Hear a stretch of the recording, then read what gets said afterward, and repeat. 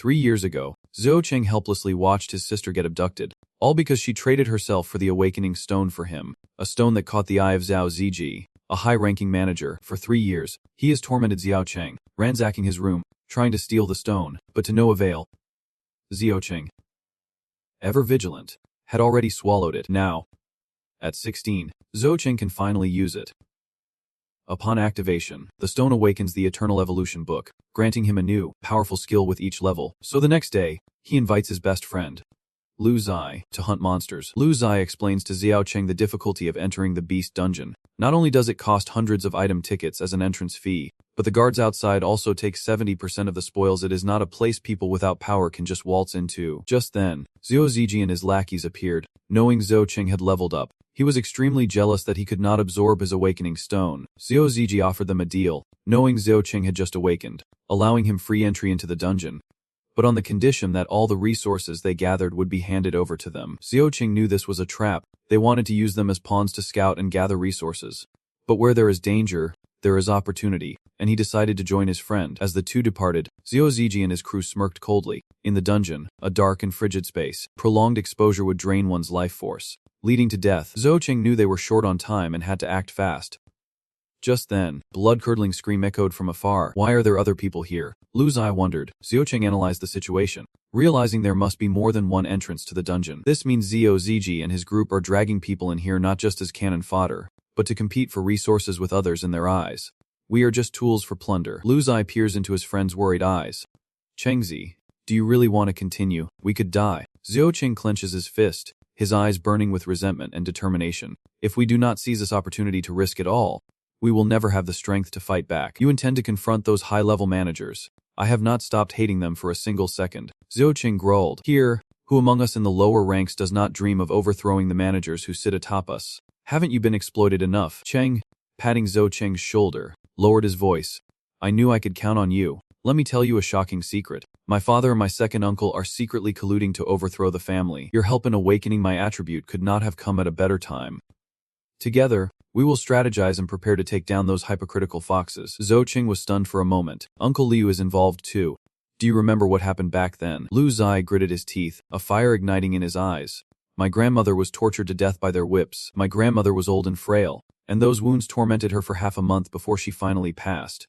The whole family witnessed it, but no one dared to speak out. From that moment on, my father and uncles harbored thoughts of rebellion. Lu Zai declares from this moment forward that Zhou Cheng is no longer a confidant, but a brother, a comrade in arms. Of course, I have my own selfish reasons too. Sooner or later, I am getting out of this hellhole to find my sister, who lives without a little self-interest. Even a young master like me.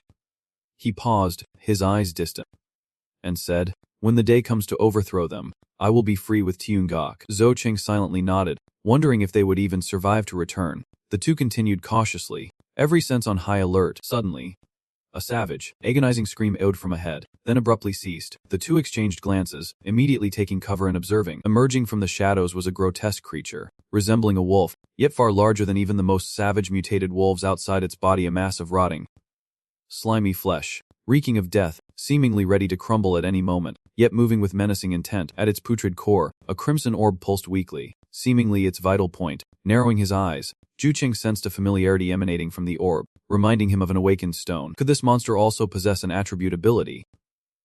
He muttered, this guy's a monster. He thought, not even flinching at this gruesome scene. He truly is the man I have chosen. After the decaying wolf dragged the corpse away, the two cautiously approached, finding only a pile of mangled flesh and a pool of blood. Damn, that is awful, Lu Zai muttered, nausea rising in his throat, devoured by that beast until nothing remained. But Zhou Cheng showed no disgust, calmly sitting down and reaching into the gore to search for something. Good heavens. Kungzi, what in the world are you doing? Lu Zai shouted, his face pale. With your bare hands. No less. It is nothing, Zhou Cheng replied flatly, his voice even, to avoid being discovered by Zhou Ziji. I had to hide the star stones in the bellies of mutant dogs, under latrines, and even in a rotting morgue. Compared to all that, this is nothing.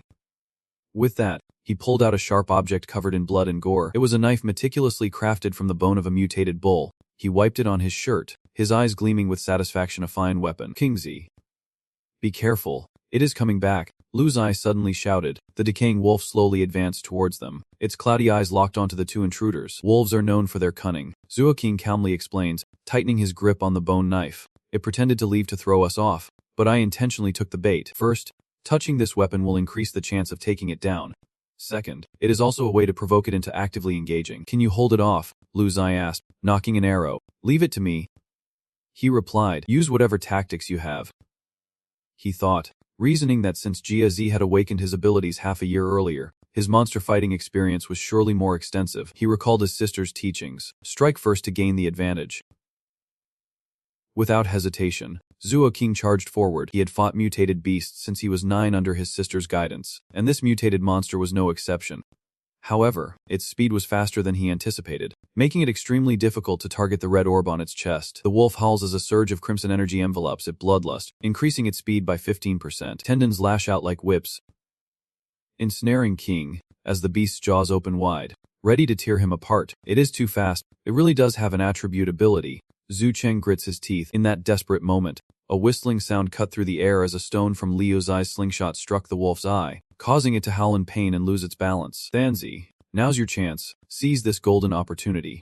Gather all your strength, grip the frost sword tightly, and deliver a fatal blow to the red orb in the monster's chest. A sickening thud echoed as he gritted his teeth, plunging the blade deeper, determined to leave no chance for survival. Get back, he roared, sensing the monster's life force fading. But it was too late. Its massive body collapsed, pinning him underneath. Kingzi and Liuzi rushed over in shock, asking if he was alright. Silence was his only reply.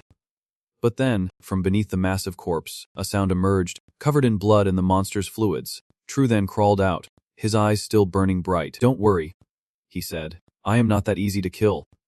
Just then, a series of notifications appeared in his mind. Congratulations, you have leveled up to level 2, the Radiant Great Attribute. Eternal Evolution has triggered its effect. You can acquire a new attribute. Please choose one of the following 3 options. 1 self-study, 1 gold tier, 2 paper soldiers. Bronze level, 3 durable erasers. Gold level, as expected. This is the power of a Radiant Great Attribute immediately gaining a new attribute upon leveling up, discarding the bronze level option. He hesitated between 2 gold level attributes.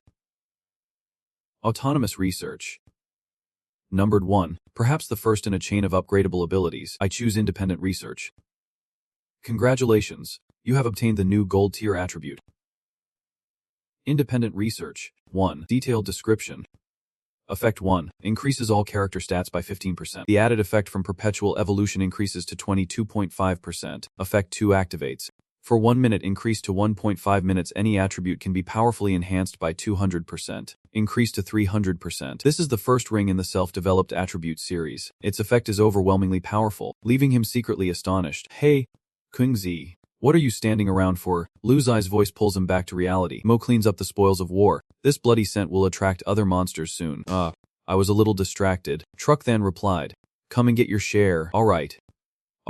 Lu Zai hastily refused, his face still a bit pale. You took it down, so the spoils are yours. You know, my parents at home would not even let me kill chickens or ducks in this chaotic and dangerous world. Ye Jie is a rare case of someone fortunate enough to have a complete family, with loving parents alike, in stark contrast to someone like me, who dwells in darkness. After ending the mutated wolf, Yizi began dividing the spoils of war. The materials on the wolf belonged to Ho Ying. Its meat was rotten and unusable, but the starstones were Ho Ying's. He separated the bones and wolf skin for himself. These things were worthless to him. That gray gemstone is the most valuable thing here. Is Hein really going to give it all to me? But my family is currently preparing for war and desperately needs valuable items like this, so consider this my contribution to your family's cause.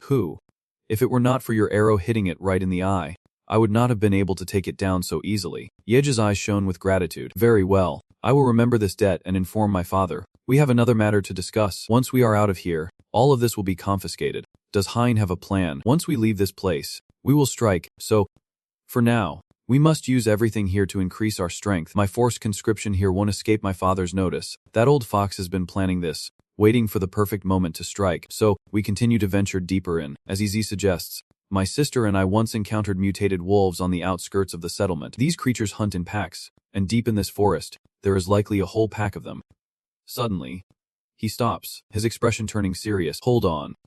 Then too, we are battle buddies now, and I think there are a few things we need to clear up before our next hunt. Go on. The thing is, after defeating that wolf, my experience bar is over 90%. And I am about to break through to level 2. My attribute is called Butcher Ding, Dismembering an Ox, a gold quality. It not only adds 15% to all stats, but also grants me the ability to see the weaknesses of my targets. Thanks to it, I could instantly identify the wolf's eye as its weak point. Wild Child wants to be honest to build trust, making future cooperation easier. But a dilemma rises within me. What would he think if he knew I possessed a radiant great attribute? Something only 1 in 10,000 people have. Would this sincere and simple friendship still exist? After some deliberation, he clenched his fist and decided to hide a part of the truth. My attribute is self-research, increasing all stats by 15%, and can temporarily unleash the power of any one stat for a short time. This was part of his ability, so it was not a complete lie. Hearing this, Jieze breathed a sigh of relief, and his awkward smile returned. I was worried you were hiding something, or that your stats were better than mine. I was scared to death. Wonderful. Our attributes are on the same level, truly destined brothers. Come, my good brother Hein, let us hunt wolves together. He offered a faint, forced smile. Forgive me, Jage. When the time is right, I promise to tell you everything. And so, our battle for survival officially began, with increasingly seamless teamwork. One attacking head-on, the other silently supporting from afar. The mutated wolves fell one by one, and as promised, he still gave all the essence stones to the fake son. Hoin really does not need any, the fake son asked again and again. I do not need them. These wolf bones and hides are enough to make weapons and armor, or maybe trade them for some item tickets. Alright then, Jetsu replied, no longer refusing. I have finally reached level 2, with over 70% experience. What level are you at? Hoin. I am level 4, with over 50% experience. These words left Jieze stunned, his eyes wide with disbelief. How much? Say that again. Hein. Every mosquito I have killed has been by my blade. You have only assisted from afar. Perhaps that is why the experience we receive is different, becoming a plausible explanation. Damn it. So it is because this young master can't overcome his fear of blood. Jetsu muttered, his face flushed. How about I go first next time? He offered, then quickly waved his hands. Forget it. I prefer being Chengzi's support. I like being support the most. Seeing his awkward expression, Cheng could not help but laugh. This demeanor was hardly convincing. His rapid leveling is thanks to activating his second radiant attribute upon reaching level 3.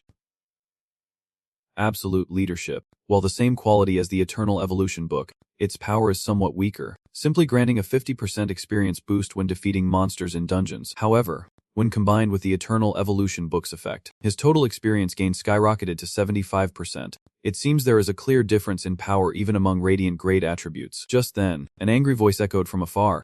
Liu Zhu, what are you doing? Hey, that voice sounds nice. Could it be another person? His caution tries to dissuade him.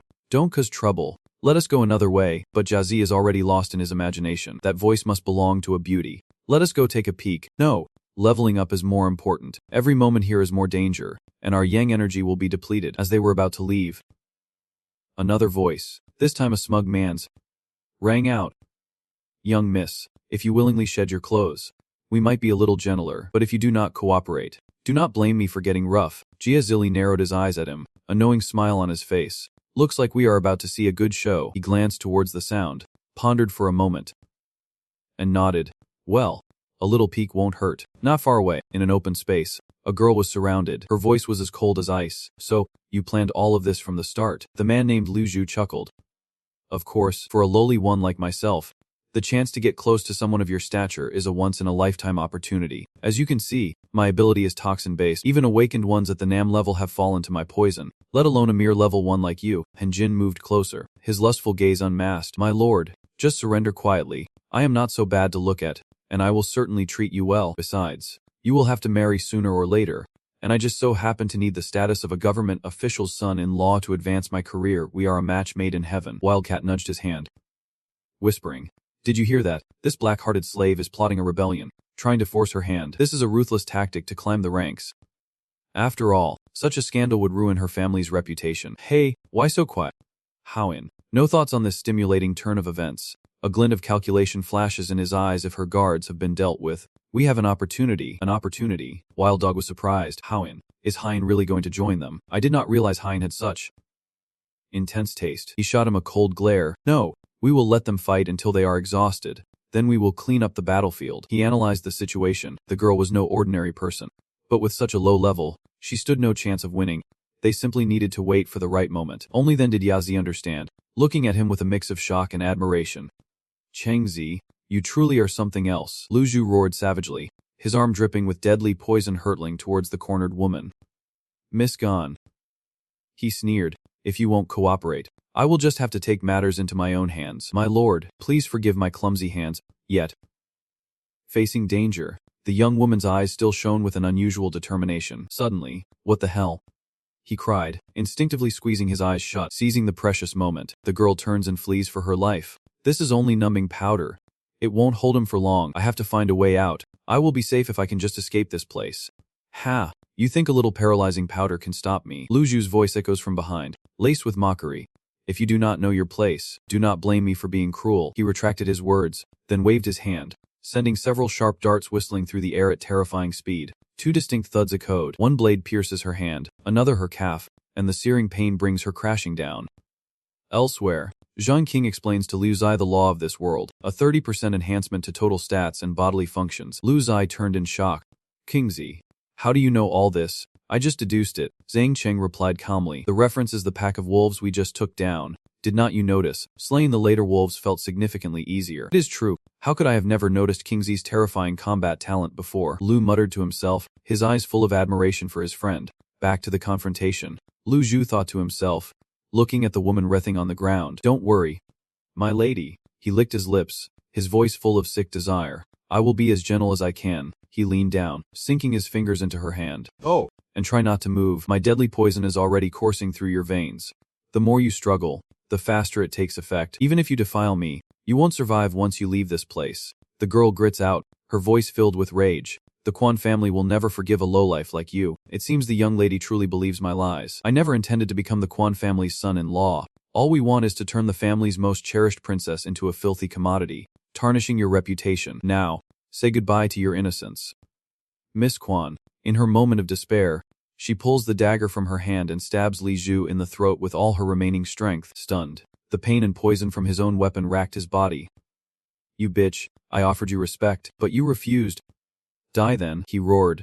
Reaching out to end her life, the poisoned blade would kill him too, but he would not disgrace his family. The girl closed her eyes, ready to meet her end, but as the assassin's blade drew near, a figure appeared like a whirlwind, delivering a thunderous kick that sent the villain flying. In that moment between life and death, the girl etched the sharp features of her savior into her mind. As the assassin was sent flying, crashing into an ancient tree, Lu Zai rushed over, excitedly asking if Chengzi's flying kick was due to his speed-enhancing abilities. But before Chengzi could awkwardly explain, the woman passed away in his arms. "How is she? Is she dead?" Lu Zai asked anxiously. Cheng quickly checks her breath. She is still alive. Perhaps the extreme tension, now suddenly released, combined with the poison, caused her to faint. "But she's been poisoned," sighed Lu Zai. "What a pity, such a beauty. She can't die yet." Chenger declared, "She is a crucial element in our overthrow plan, but she's been poisoned, and we do not know how to cure her." "We do not, huh?"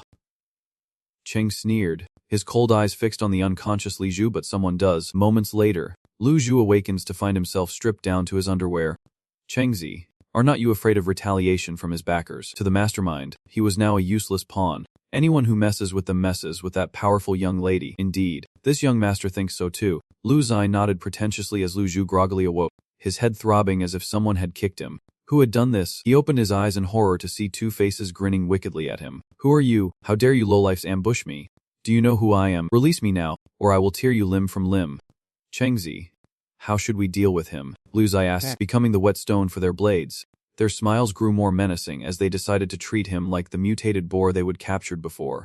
"Looks like you are in luck, Paul." Lu Zai chimed in. "That pig screamed the same way, and its end was tragic. I am warning you. I am not some small fry you can just push around." Soon, blood-curdling screams echoed through the forest as Lu Zhu's face was beaten beyond recognition. My blood is the elixir," he stammered, his voice filled with fear. You have to keep your word. Do not hit me anymore. Just a little, or I will die. Your life or death depends on whether your words are true." Becoming impatient, he drags the creature to the girl's side and slashes its arm with a knife. "Ouch. That hurts, hero. Be gentle." Unfazed, he squeezed the wound, forcing drops of venomous blood into the girl's mouth. "Hey, hero. Stop squeezing. That is enough. Too much is a waste." He got enough blood and tossed him to his friend. Jiazi, in the arena, he uses moss to bandage the wound, masking the scent of blood from monsters. With everything done, Lu Zai smacks his lips, acting like he has been through it all, saying that Chengzi still has a few things to learn from him. "That woman has some beauty, but I am not moved. My heart belongs only to Xiaoyu." Meanwhile, though detoxified, the girl was still tormented by the pain of her wounds and the lingering effects of the poison in her deep coma. "Don't rush," Lu Zhu softly explained. "The healing attribute just needs a little time to take effect." Minutes later, As the emerald light faded, Ginx slowly opened her eyes, the pain and exhaustion replaced by a warm vitality. She looked at Xiao Qing in surprise. You saved me. I have my own agenda. Xiao Qing admits frankly, making no attempt to hide it. We happened to overhear your conversation. Must be the esteemed Miss Quan. Am I right? Moreover, Lu Zhu might have inadvertently revealed her identity already. She thought, deciding there was no need to hide it any longer. Surely he knows the prestigious Quan family. Yes, I am a Quan. She confirms. So, is your father the manager of some kind of concentration camp? Zhu Cheng asked, leaving Guanxu stunned. What is he even asking? She wondered, does he really not know the significance of the Quan family? Or is he playing dumb? It seems Li Zhu and his gang's plans are being ruined by these two clueless fools. Answer me quickly. Ziqing urged, his expression serious. Just consider it that way, Guanxu vaguely replied. The Quan family manages hundreds of large and small gathering areas. It is not wrong to say her father is in charge. Zhu Cheng's expression immediately became extremely solemn. So, I saved your life. Could you ask your father to help me with something? Let me hear what you want first. Guanxu replied cautiously. My life may not be worth such a great exchange. I want to overthrow the one who manages our settlement. Zhu Cheng declared, his voice full of determination. If your father is also a manager, he must be a powerful man. With your backing, our chances of victory will greatly increase. Su was speechless after all that. It was just this.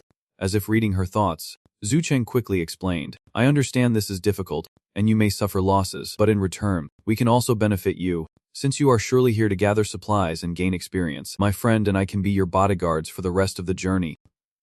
Furthermore, he emphasized, all the supplies we gather from now on will be yours. If you agree to help. Guanxu glanced at Zhu Cheng's teammate with the goggles. Lu Zai shrugged, I have no objections. He makes all the decisions. Guanxu quietly assessed Zhu Cheng, about her age, but far more calm and decisive than she was, though a bit naive. Adventuring with him in this dungeon might be interesting. Deal. She smiled, extending her hand. It is a pleasure to meet you. Zhu Cheng shook her hand, feeling its softness yet unwavering resolve. That man is Liu Zia, my good brother. Witnessing this, Liu Zhu, standing nearby, was furious. For a noble lady of the Quan family to so casually touch a low life, how could such a woman be worthy of our young master? So, how do you plan to deal with him? Guangxu asked, gesturing towards the bound Liu Zhu. From now on, we are partners, so his fate is in your hands, says Zhu Cheng. As if he were nothing to them, Liu Zhu is terrified and begs for mercy, saying it was all a misunderstanding, and that he was blinded by greed. Very well, I will handle this myself, Guangxu said, slowly rising as she picked up Liu Zhu's poisoned dagger. Wait, Zhu Cheng interjected. His blood might be an antidote. Using his own dagger won't kill him. Yes. You are wise. My lord, Liu Zhu hurriedly agreed. Just let me go. I know, Guangxu coldly replied. I do not intend to poison him. I just need him to bleed. And without hesitation, she plunged the dagger into Liu Zhu's shoulder. Blood gushed out, staining the ground crimson, and he screamed in agony.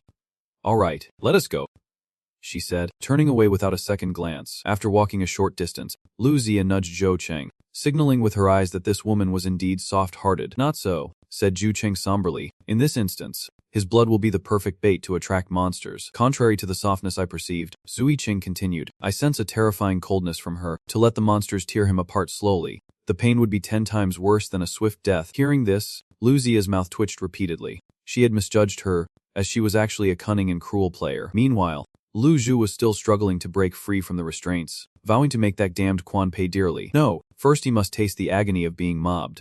But his vengeful thoughts were cut short by growls from the darkness. Drawn by the scent of blood, the mutated beasts have arrived. How could they be here so soon? He was utterly terrified. No! Stay away. A heart-wrenching, desperate cry echoed through the forest, then faded into silence. Liu Zia used himself as bait. Oh! Judging by the voice, he is definitely dead. You were a little hasty, she suddenly said to Guangxu. Keeping him alive is the only way to find the mastermind. You are too kind, Guangxu thought with a smile, but he had not framed anyone. So he already knew who was behind it all. Spare his life, at least he can be used as a witness. If the mastermind's identity is too high, a living witness will only bring more trouble, she explains. Just then, a massive shadow lunged from the trees, its fanged maw snapping toward them. Initiate. Autonomous Research. 1.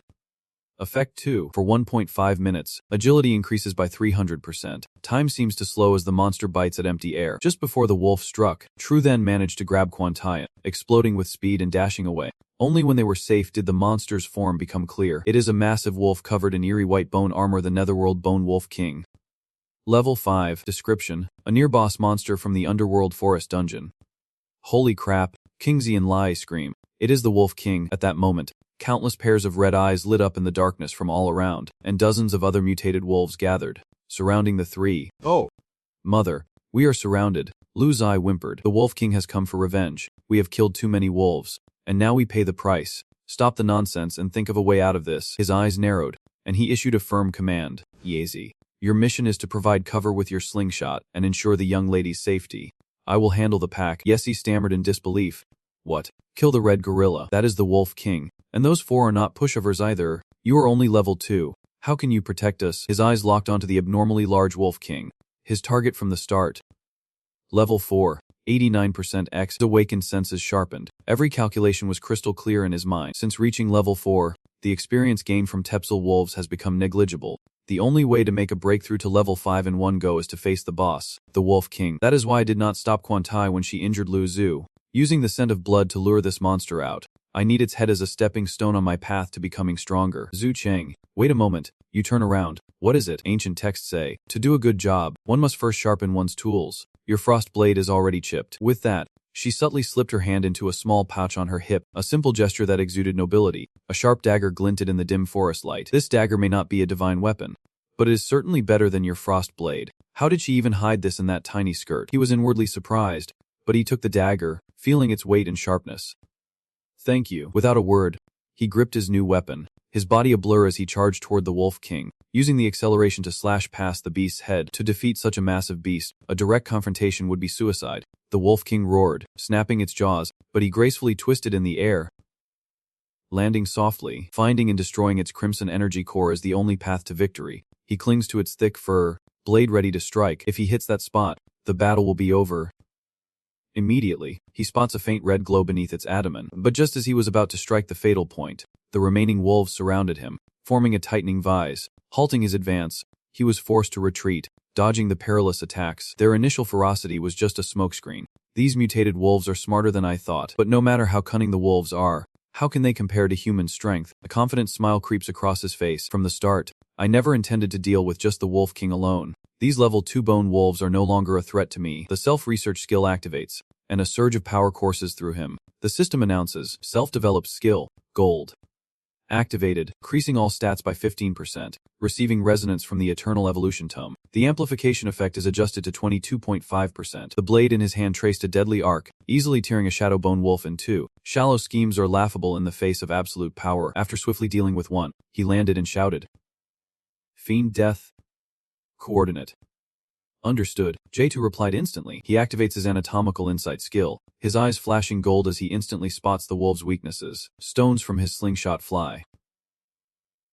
Incredibly accurate, striking directly at the vital points he sees. Seizing the moment, he strikes like a whirlwind, his blade relentlessly targeting the red energy cores beneath their bellies. Our teamwork hung through countless battles, synchronized to perfection. I thought he was just a follower, but I misjudged him. The Wolf King roared madly, radiating a bloodthirsty aura, announcing that it had activated its bloodthirsty wolf instinct, increasing its speed by 15%. Here it comes. Time to end this, but its target was not him. The giant monster turned and charged towards the two weaker figures behind. Lu Zi screamed in terror as the Wolf King's fanged maw opened wide, ready to swallow them whole. He roared, channeling all his power into his legs, and shot forward like an arrow. One blow could end it, but to be sure, he had to unleash everything. Diabolic flames ignite.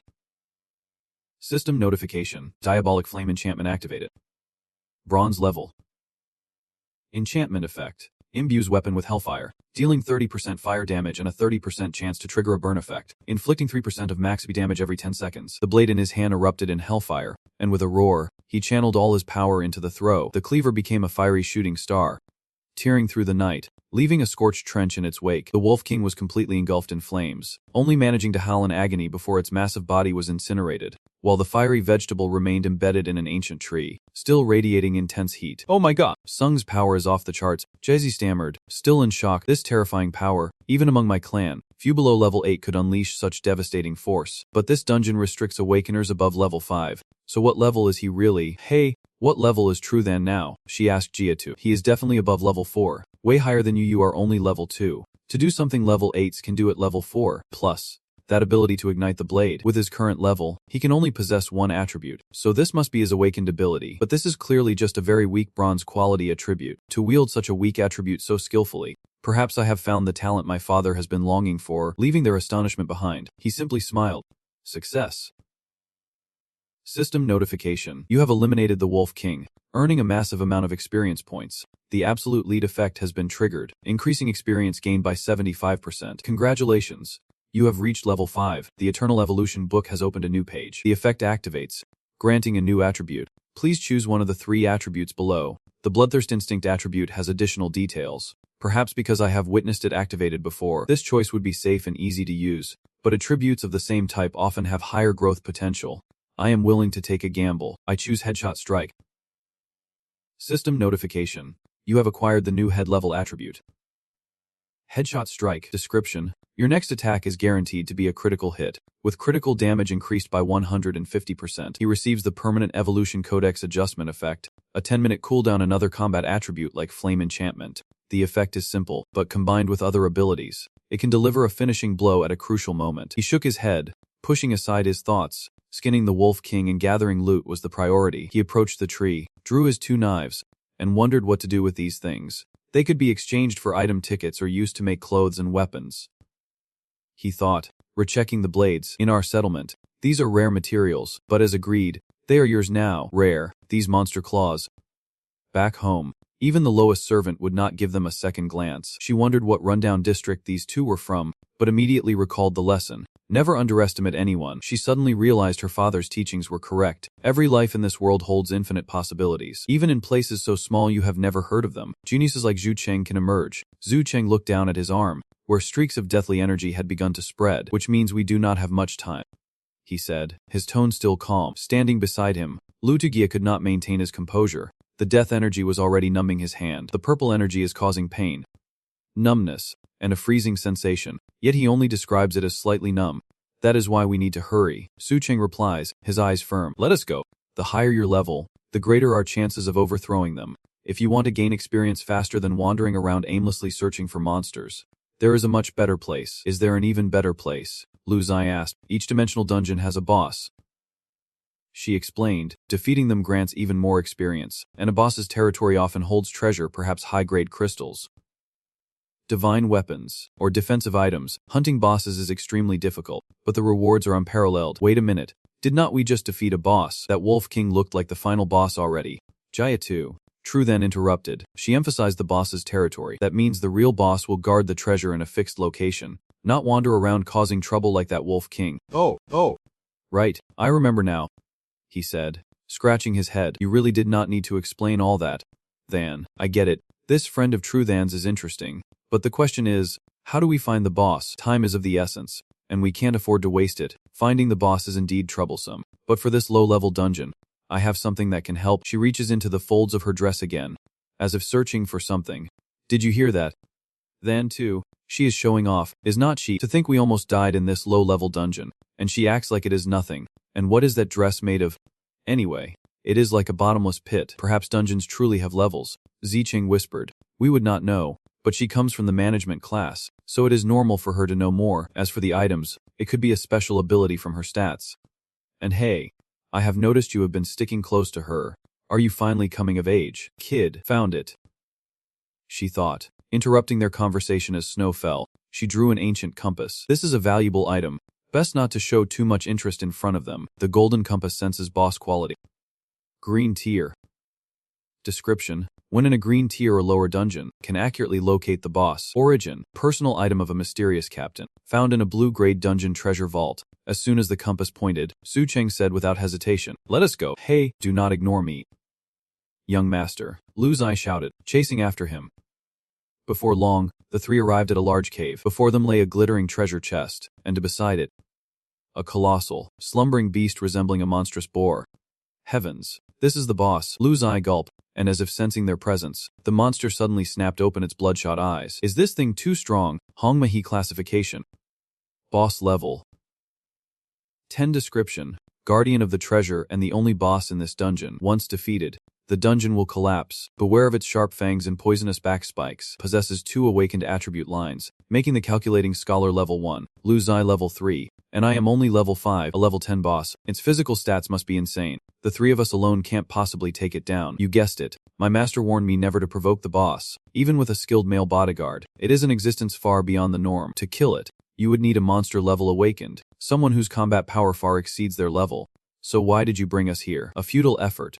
Begging for a stray bullet. Quan did not respond, but quietly looked at Zhao Cheng, his eyes full of trust, for he was such a monster level awakened. Someone's coming.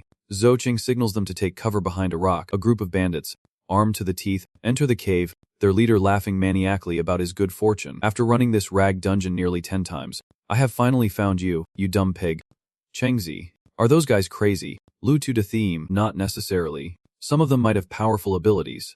Besides, Zhao Cheng narrowed his eyes, looking at the weapon in the leader's hand. That is called a gun. What is a gun? He has seen people use them to hunt mutated stray dogs outside the settlement. Their power is immense, and unless you are a high-level awakened, you do not stand a chance. Quan Su glanced at the leader's state-of-the-art rifle, a hint of disdain in her eyes. It is just a knockoff, she explained. The real weapons from ancient times were far more terrifying. Lu Zai, a lore enthusiast, was immediately captivated. Ancient people possessed weapons of mass destruction, rumored to flatten settlements of hundreds of thousands with a single piece. He wondered, were they really that powerful? Then why is our world in such a miserable state? Though their weapons are powerful, perhaps those with peak attributes are even more fearsome. Quan Shu counters, some awakened are so strong, their very existence can change the world. Their conversation is cut short by an earth-shattering explosion ahead. The battle has begun. The gang leader, with a look of arrogance, unleashes a barrage of bullets at the giant boar. Activated. Bullet construction. Copper attribute. Effect. When using a gun, convert man into a continuous source of ammunition. He unleashes a hail of bullets, the gunshots echoing through the forest. Taste my bullets. You beast. They are watching the situation unfold. If they draw the boss's attention, we can claim the treasure without a direct confrontation. Want to be the fisherman who profits? Gon ask. Not understanding. What do you mean? He wants to be the opportunistic fisherman, seizing the treasure while the others are fighting. She explains that it is an idiom you have never studied, so it is normal you would not understand. Lu Zai seizes the chance to show off. Luckily, you have me here, a well-read and knowledgeable brother. I am actually jealous of myself for having such a great friend. Quan Su shook her head, thinking that this guy never misses an opportunity to promote himself. I did have that thought. Instead of a direct confrontation, let us seize the treasure while others sow chaos. With our strength, facing this boss head-on leaves us with almost no chance. Wait, Quan Su stops him. The dark energy of this dungeon is severely corroding your arm. If left untreated, it will hinder your movements. In this perilous situation, even the slightest misstep could cost them their lives. With that, she produced 2 jade green pills. This is a specially made medicine from my family. It can resist the corrosion of low-level dungeons. 1 pill for each of you. This dark energy is killing me. Why did not you give it to me sooner? Holding the pill, Zuicheng hesitated, asking if it was expensive. He recalled what Jiazi had said about the dimensional dungeon's entrance fee alone costing over 100 material tickets. He wondered how much a specially made pill like this was worth. Even though they had traded, he knew what she had given far exceeded what they could repay. Seeing Chuathan's apprehensive expression, Quan Tai casually replies, "It is very cheap. Perhaps they are not sold where you are from. 1 voucher buys 1 pill. Thank you. I will repay you later," Zuicheng said before swallowing the pill. Woo, that scared me to death. I thought it would cost 100 material tokens. Lu Zai sighed in relief. Quan Su smiled inwardly, noting his sensitivity poor as he was. He still had his principles, not wanting to owe anyone even the smallest favor. If he knew the pill was worth 2,000 credits, he would rather die than take it. Meanwhile, the battle ahead intensifies. Despite their numbers, the gang is repeatedly crushed by the powerful boss, suffering heavy casualties. Watch out for the thorns on its back. Stop it. You bastard. Don't let it hurt my brothers. The leader roared, continuing his relentless barrage. The boss's health drops from 92% to 85%. Suddenly, the boar roars, and its body is encased in a layer of scales as hard as iron. Activated. Armor reinforcement. Bronze attribute. Effect. Reinforces the outer layer. The higher the level, the greater the hardening intensity. The bullets now just tickle it. Damn. Its attributes really do include a defense buff. He is proving difficult, the leader thought as the boar turned and charged straight toward him. Come on. He roared, unafraid. This lord is not scared of you. I will kill you, then lead my brothers to a life of luxury. Ha! What is there to fear? We have crossed mountains of knives and seas of fire. Are we really afraid of a dumb pug? The remaining underlings immediately formed a human wall, shielding their leader. Activating iron wall. Copper attribute. Increasing defense by 15%. A flurry of defensive skills activate. Forming an impossibly strong shield, they vow to protect their leader at all costs. Zhu Cheng was stunned by the sight. He thought they were just a ragtag bunch. But it seems he was wrong. The leader has earned the loyalty of his men. But our focus is on this lock, he says. Turning to the treasure chest, Lu Zai and Guan Xu are surprised he knows how to pick locks. King Zi knew it all along, Lu Zai says proudly. When he explored the world beyond the settlement, I heard he picked quite a few locks. What is the outside world like? Guan Xu asked curiously. Lu Zai replied that he rarely left the settlement, and if he did, it was only to go to safe zones. But King Zi once said that the outside world was both desolate and full of vibrant life. What kind of world did he see out there? Guan Xu thought to herself, her gaze complex as she watched Zhang Cheng focus on picking the lock. He has got it. The mechanism is just like the locks in the outside world. Zhang Cheng succeeds. But what secrets lie within? Just as he opens the lid, another terrifying explosion erupts from the battle. The forest behemoth roars, its body radiating intense heat, causing the ground around it to crack. Heat conversion activated. Bronze attribute. Effect. Stamina consumption, converting breath into heat waves. With temperatures reaching 140 degrees Celsius, its health is now at 41%, and its bloodshot, hateful eyes have turned, locking onto the three of them. Oh no, he muttered. It is targeting us. The giant monster, ablaze like a fireball, began to charge madly toward them. Tightening his grip on his daggers, he braced himself, his eyes fixed on the raging monster before him. It was coming. But unexpectedly, bullets from afar pierced the monster's thick hide, successfully drawing its attention. He turned back, astonished to see the Crimson Wolf soldiers, whom he thought had fallen, struggling to raise their guns. Weren't those guys all down? A bloodied man, likely the captain, roared at him. Kid, run. You can't handle this thing. Do not throw your life away. We are done for. We can't escape this dungeon. Another voice echoed. Get out of here, you sneaky brat. You have to survive. Even those dying on the ground waved weakly, their voices faint but resolute. Go, kid. Do not forget the Crimson Wolf saved you. To save a life before death, we have lived up to our leader. Amidst the downpour and those spirited cries, he makes a different choice. Charging toward the monster, he shouts to his only companion, Giz.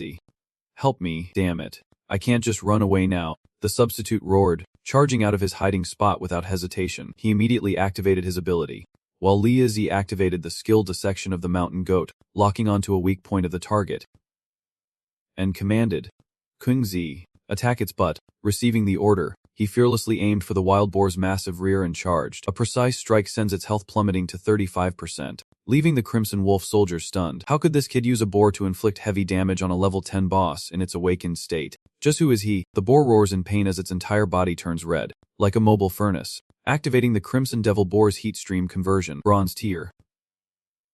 Stamina consumption, converting breath into heat waves that can reach 140 degrees Celsius. Terrifying heat wave approaches, and he leaps away. It is that damned heat wave attribute. To engage in close combat now would be like roasting himself alive. He had to find a way to dodge the direct attacks while also finishing it off. A level 10 monster can possess two abilities, and it has used them both. Seeing him constantly evade, the boar grows more ferocious, actively charging to attack, wanting to use the heat waves surrounding its body to get close. But just then, the Crimson Wolf soldiers opened fire once more, desperately drawing the monster's hatred to themselves. You beast, daring to turn me into this. I am no pushover. Kid, all our lives are in your hands now. Kill it. Feeling their trust and sacrifice, a surge of heat rises in his heart. Thank you, everyone.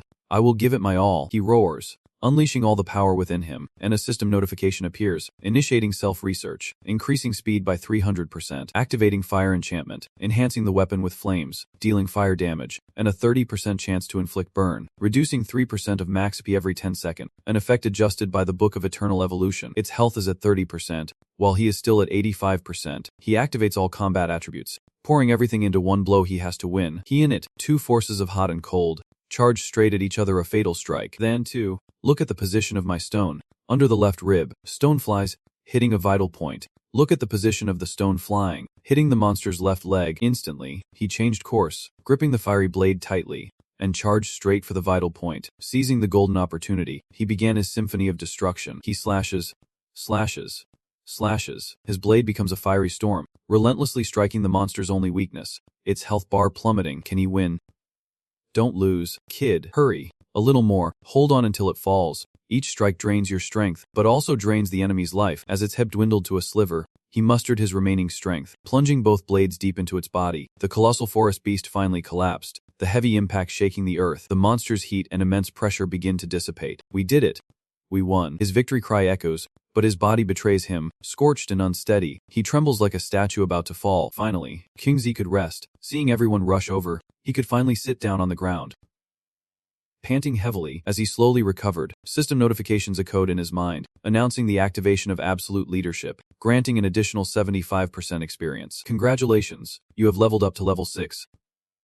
Congratulations, you have leveled up to level 7. Activating the immortal transformation tum grants a new attribute. Instantly leveling up twice defeating a boss 5 levels higher yields immense experience. Unlocking a series of choices. Bronze hardening fur, increasing defense with the strange side effect of excessive hair growth. A boar's attribute, and bronze bullet construction, requiring a gun, an ancient weapon he can't afford. Golden, one-hit wonder.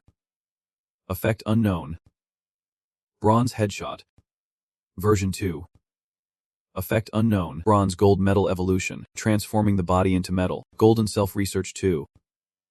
Effect unknown. The hard skin skill is strong but has strange side effects. Bullet construction is useless, but what exactly is golden reset? But still, it is a golden attribute. I will choose its system notification. You have obtained the golden attribute. One-stroke renewal. Its effect, reset the cooldown of all other attributes once. Cooldown time, adjusted to 30 minutes. An incredibly powerful support ability. I can now use my main skills in rapid succession. Next, between headshot 1 strike 2. Metallic evolution, and independent research 2. I will upgrade my existing attribute chain. I choose independent research 2. System announcement. You have acquired the golden attribute self-directed research 2. Effect 1. All attributes increased by 45% has been adjusted. Effect 2. Enhance a single attribute by 450% for 3 minutes. Cooldown adjusted to 15 minutes. So, all attributes increased by 45%. Indeed, the golden tier attribute chain is far superior. The second effect has also been frighteningly enhanced. I am level 7 now, just one level away from mana exhaustion. And danger. Suddenly, the ground begins to tremble violently. What is going on? An earthquake? No, the dungeon boss has been defeated. This place, it is about to collapse. The fairy beastmen staggered to their feet. Still bleeding, but their eyes toward King had completely changed. The leader clapped him hard on the shoulder, saying, "Kid, not bad. From now on, you are a friend of the Vanguard. I owe you my life," he shouted, as he turned to leave. "Brothers, let us move out." Wind. Their leader and his men silently obeyed, impressed by the valor of their savior. As they disappeared, Lu Zai rushed over. "Kingzi, are you still able to move?" "It is all right," Chiyu then replied, though his breathing was labored. "We need to get out of here." Quickly, he glanced around, wondering where the treasure chest was. With a wave of her hand, the chest appeared. "All right, here's your share." As promised. "No need." Chiyu then shook his head. "These all belong to you, including this dagger." He returns her weapon. Guan Yu takes back her knife, looking at him with complicated eyes.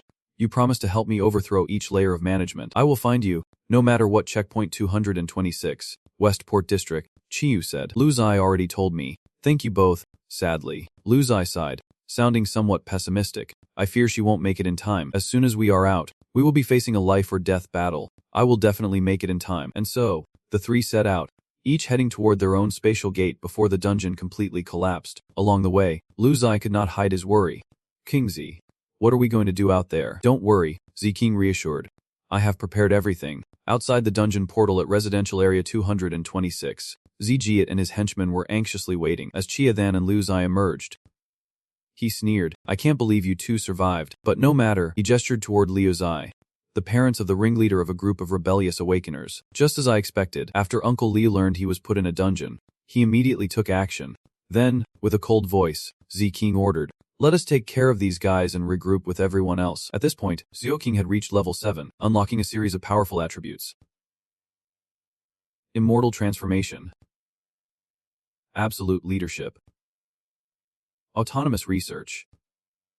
Headshot strike, heart-piercing thrust, and flame enchantment. While Liu Zai had reached level 3, awakening the treasure cauldron dispel attribute. Cheesy G laughed. "I am an awakened level 8 with the golden attribute of extreme speed. You think you can handle us with just 2 weaklings? Come on, let these kids taste despair. Let us handle this." "Brother G," one lackey simpered. Charging forward, "You pathetic fools dare anger me. I will settle the score, kill them all, and take their heads for a reward." But before he could get close, a dark figure flashed past. He took a deep breath, then charged madly into the encirclement. Too slow, lightning-fast strikes flashed, and in mere moments, Chitrakiet's henchmen fell like leaves. Chitrakiet stood amidst the carnage, his blade dripping with blood. Did you think I was still weak enough to be trampled on? His remaining men recoiled in terror, his sword speed. I could not even see it. Just then, the portal behind them began to fade and disappear. Brother Chiyu. The gate is disappearing. Chiyuji is stunned. How could this be? The dungeon's disappearing. There is only one reason. The boss has been defeated, and stares at the two, analyzing the situation. Could it be that someone killed the boss, and they are just reaping the rewards? At least level 2 or 3. At that level, ordinary people can't do anything to you. But before me, you are still just fledglings. Having reaped the benefits, Lu Zai suddenly burst into laughter. ZZG. You have guessed wrong. The one who killed the boss is your grandpa. Lu Zai. As he spoke, he secretly prayed, hoping Cheng Zi would let him show off for a moment. His words immediately caught Ji's attention. If Lu Zai really did kill the boss, his level must be higher than Cheng's. I have to take Cheng down first to have a chance at winning. Let me tell you, Liu, have awakened the golden attribute. Jai Kaiel, your end is here. Kill Ji Sung first. Ji Kao roared, unable to endure the provocation any longer. Charging towards Zi Cheng, they ordered their men to hold Liu Zai back. The two remaining subordinates reluctantly rushed towards Liu Zai, secretly cursing in their hearts. Damn it. Lu Ziju killed the boss. He is definitely stronger than Shou Cheng. That bastard Qi Ji only knows how to bully the weak, pushing his brothers to their deaths. But they did not expect the master Lu Zijia to run away immediately. King Zi, it is all up to you. Ziji does not care, focusing all his intent on Cheng. Die. You mutt. But his attack is easily blocked by Zhou Cheng. This kid really packs a punch. He is astonished the Misty Forest is only a white level dungeon. The maximum level can't exceed 4. This power could not possibly belong to a level 4. The awakened one with strength attribute sneered. But my speed attribute completely counters you, unable to touch me. Your strength is useless. Activating his ability, his speed increases by 30%. Turn him into a blur as he attacks from all directions. Let us see if you can keep up with my speed. But then, the impossible happened. Clang, clang, clang. Every attack, no matter how fast, was perfectly blocked or evaded. What is this? Why? Jiju Gijiuk screamed in his mind. How could he still keep up with his speed? Even with the Zipos experience, he would only be level 4. How could he keep up with an awakened level 8, enhanced by the gold attribute? As he frantically swung his sword, Ziking roared, each word like a blade carving into Ziji's mind. Ever since she left, you have been coming to my house every few days to cause trouble. Each time, he would either ransack my dilapidated home or beat me half to death, stealing every last ration coupon. How many times did he nearly starve me to death? The horrifying memories of 3 years of humiliation flood back, as vivid as yesterday, with the image of Chi Trikiat ransacking his home, grabbing his collar, and demanding, "Where is it? Where have you hidden it?" From the start, I knew your goal was that awakening stone. You want to steal it, but do you know, that damn thing you crave is what she traded herself for to get from me. Shut up. You talk too much, ZG roared, but fear was evident in his eyes. Ignoring him, Ji King raised his sword, unleashing all the energy within him. Activate. Self-research. 1. Gold attribute. Activating self-developed skill 2. Gold attribute. Activating flame-binding demon. Bronze attribute. Activating headshot strike. 1. White attribute. The sword in his hand glows, enveloped in a deadly, mixed energy. This strike contains all the resentment I have suppressed for 3 years. The fury for the one who dared to steal the only hope she left me. Die. ZG. The sword descends with the speed of a gale, and ZG realizes in horror that Ji King's speed is still increasing, beyond his ability to react. No, it can't be. This speed I can't keep up. The thing she left behind. I swore I would not let someone like you take it, no matter the humiliation. A perfect strike shatters ZG's blade, tearing through his body. Juziji, for the past 3 years of humiliation you have inflicted upon me, I return it all today. With their leader dead, the remaining henchmen fled in terror, but Zhuo Cheng turned, his gaze like daggers. You two had a hand in bullying me as well. Fi unsheathed his sword, the blade spinning in the air, drawing a deadly arc that pierced both men in an instant. 3 years of vengeance, paid in full today. Awesome. Chengzi. Lu Zai gives a thumbs up, eyes full of admiration. Wait, what is that glittering in ZG's pocket? Could it be treasure? Zicheng bends down and picks up a pearl bracelet, still stained with blood. The moment he saw the bracelet, Lu Zhi's smile vanished, replaced by utter panic that belonged to his mother. The two sobered up instantly. Hurry, Lu Zi urged frantically. His mother must have been captured and taken to the management area. This pearl bracelet was her favorite. She would never give it to anyone else. Mom, you have to be okay, JZ. Do not worry too much. Zicheng reassured him. Anjing is definitely still alive. Are you sure? Chengzi. Lu Zai thought, trying to stay calm. Chengzi never spoke without reason. He must have his own analysis. Our settlement is sparsely populated, and women are seen as a vital reproductive resource. Choching explained coldly. Furthermore, Aunt Zheng is very beautiful, so even if Uncle Liu is captured, her life won't be in danger. Shut up. Lu's eye snapped. Your analysis only makes me more confused. You know, without another word, they hurried through the ruined buildings toward the management area. Soon, they approached management room 226 in West Xinjiang. When a familiar voice called out to them, it was Xiaoyu and some other residents. Run. Something big has happened. Xiaoyu. Why are you all here? Lu Zai asked. Uncle Liu has surrounded the management area and is fighting with the managers. Xiaoyu frantically explained that Uncle Liu's side seemed to be losing. ZG was leading people to arrest them. They had to leave now. There was no time. Then, what about my parents? Your parents are with Brother Hung. A man interjects. Looking ashamed, we were too useless to follow him. Manager Pham Daiho and his henchmen, Kung Kan and Trey Kiat, are all awakened. We are just ordinary people. We can't fight them. Another man added, that old Liu. Hearing about the dungeon, gather everyone to overthrow that bastard Pham Daiho. But they are too strong. You have to run. You can't fight them. My parents are there. I absolutely can't abandon them. Lu Zi grits his teeth, declaring that he will die with them if he has to, then turns to Zhang Cheng. Xiangjia, you have already killed Zhang Zhiji. Find a way out of here, and go find your sister. There is nothing left for you here. Zhang Cheng shook his head, his eyes firm. Uncle Li has always helped me. Aunt Zhang treated me like her own son. How could I abandon her now? He stared intently into Liu Zi's eyes. For 3 years after my sister left, whenever Zhang Ziji robbed me, it was your family who secretly gave me food. I would have starved to death long ago without you all. Besides, without Pham Daiho pulling the strings, how could Truong Trikiat be so tyrannical? This is not just your feud. I am involved too. Sung and Li were moved to tears. Brothers, in life and death, we stand together. Those around them were stunned by their conversation. What? Zhang Ziji was killed by Zhang Cheng. He was an 8th level awakened. This Zhang Cheng kid was already sinister, and now he exudes an even more terrifying aura. Could it be true? Cut to the management office. Liu Fu, you have got some nerve coming here. Pham Daiho, a large man, sneers from his seat. Bringing a few weaklings does not give you the right to challenge me. A level 10. His position, manager of residential area 226. His attributes, former golden avatar of the district. Peerless courage. Golden, you killed my mother, implicated countless others, and now you have harmed my son. Liu Fu, father of Li Zijia, roared, his body riddled with wounds. Your cruelty has forced my hand, so your son is dead. Have another. What is the big deal? Pham Daiho smirks. Your wife does have a certain charm. Just kneel and kowtow, and I will spare your life. Of course, your wife will stay here for a few days. Never. I would rather die than submit to scum like you. And with that, Pham Daiho carelessly throws something to the ground. I have already given you respect, and you squander it. How foolish you think your death will stop me from having my way with your wife. Pham Daiho, if you are so tough, come at me. What kind of skill is it to hit a woman? Lu Fu, that makes sense. Pham Daiho smirks. I will kill you first, then defile your wife. How kind of me to grant you a swift death. With that, he flicked 2 steel balls from his hand, sending them flying at terrifying speed. Huan, do not cry. Lu Fu smiled at his wife one last time. In the next life, Lu Fu will still be a cuckold.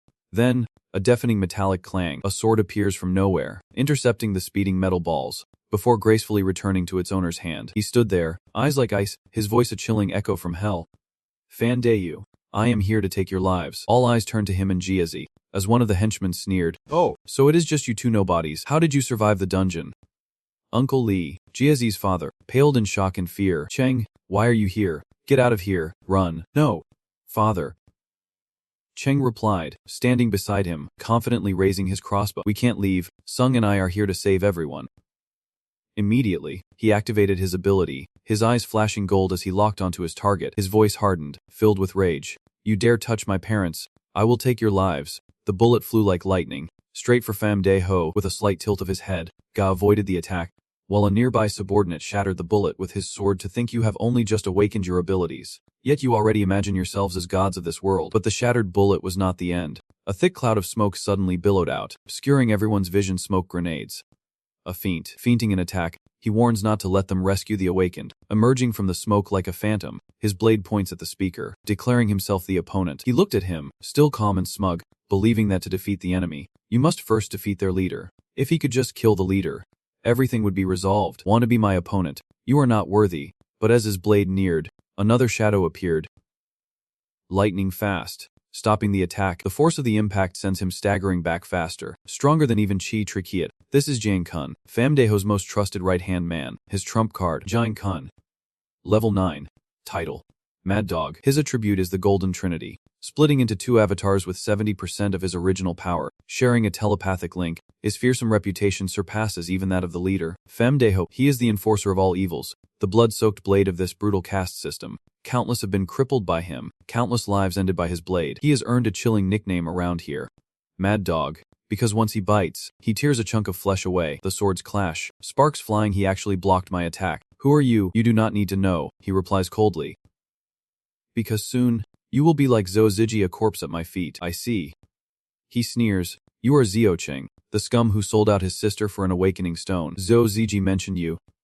But sadly, he never found the stone you traded your own sister for. A surge of rage erupts within him, along with a system notification. Activating flame enchantment. Bronze. Activating headshot strike. Bronze's blade erupts in furious flames. Getting angry now. Did I hit a nerve? He taunted.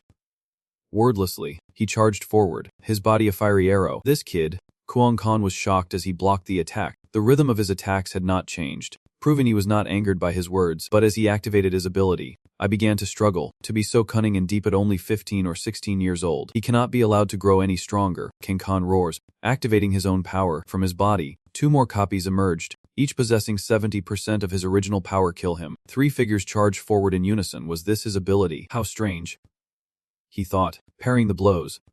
Just then, the voice of the false god echoed.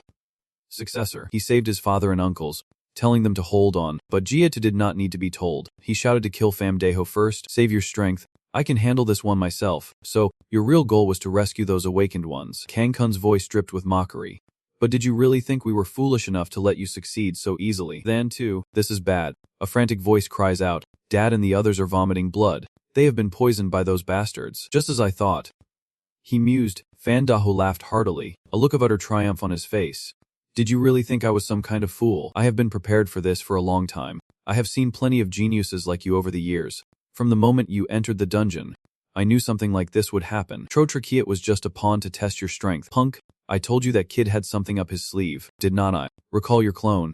I have a few words for him. Okay, boss. Clone of Jiang Kun disappears, and Han advances toward Fandao. Zuocheng, Fandaho sees you as a hero. The Li family's affairs are not your concern. Lay down your arms, and Zhuo Ziji's position will be yours. This has nothing to do with Chengzi. Jay-Z thinks to himself, our plan was to save Dad and the uncles to create a balance of power. But now, they have become a burden. Forcing Chengzi to comply would only lead to his demise. Son, do not involve Qiyu Cheng. This is a matter for our Liu family. Father, I know what I must do now. Chengzi, drop your weapon. It is not worth dying for my family.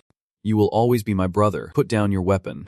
It is the best choice for you. Kang Kun smirks, knowing this kid will do anything to survive. To live is to bow down and be a dog for others. But he just laughs, a contemptuous laugh. Lu Zixia, what nonsense are you spouting?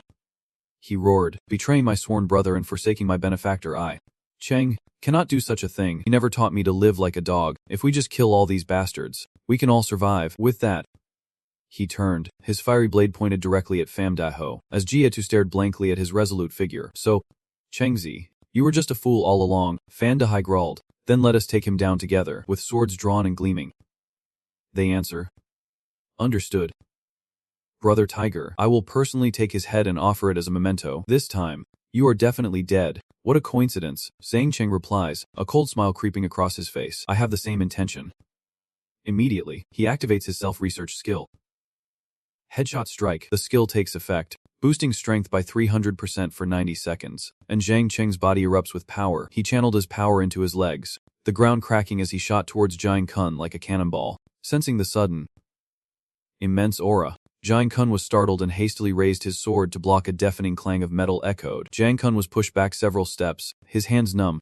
He could not believe what had just happened. How could this brat's strength have tripled? I am completely overwhelmed, and wondered if the flame surrounding his blade was a ruse. And this power boost was his true ace in the hole. That demonic brat, Jiang Gaon, was intentionally deceiving me, waiting for the opportune moment to unleash his true power and finish me off.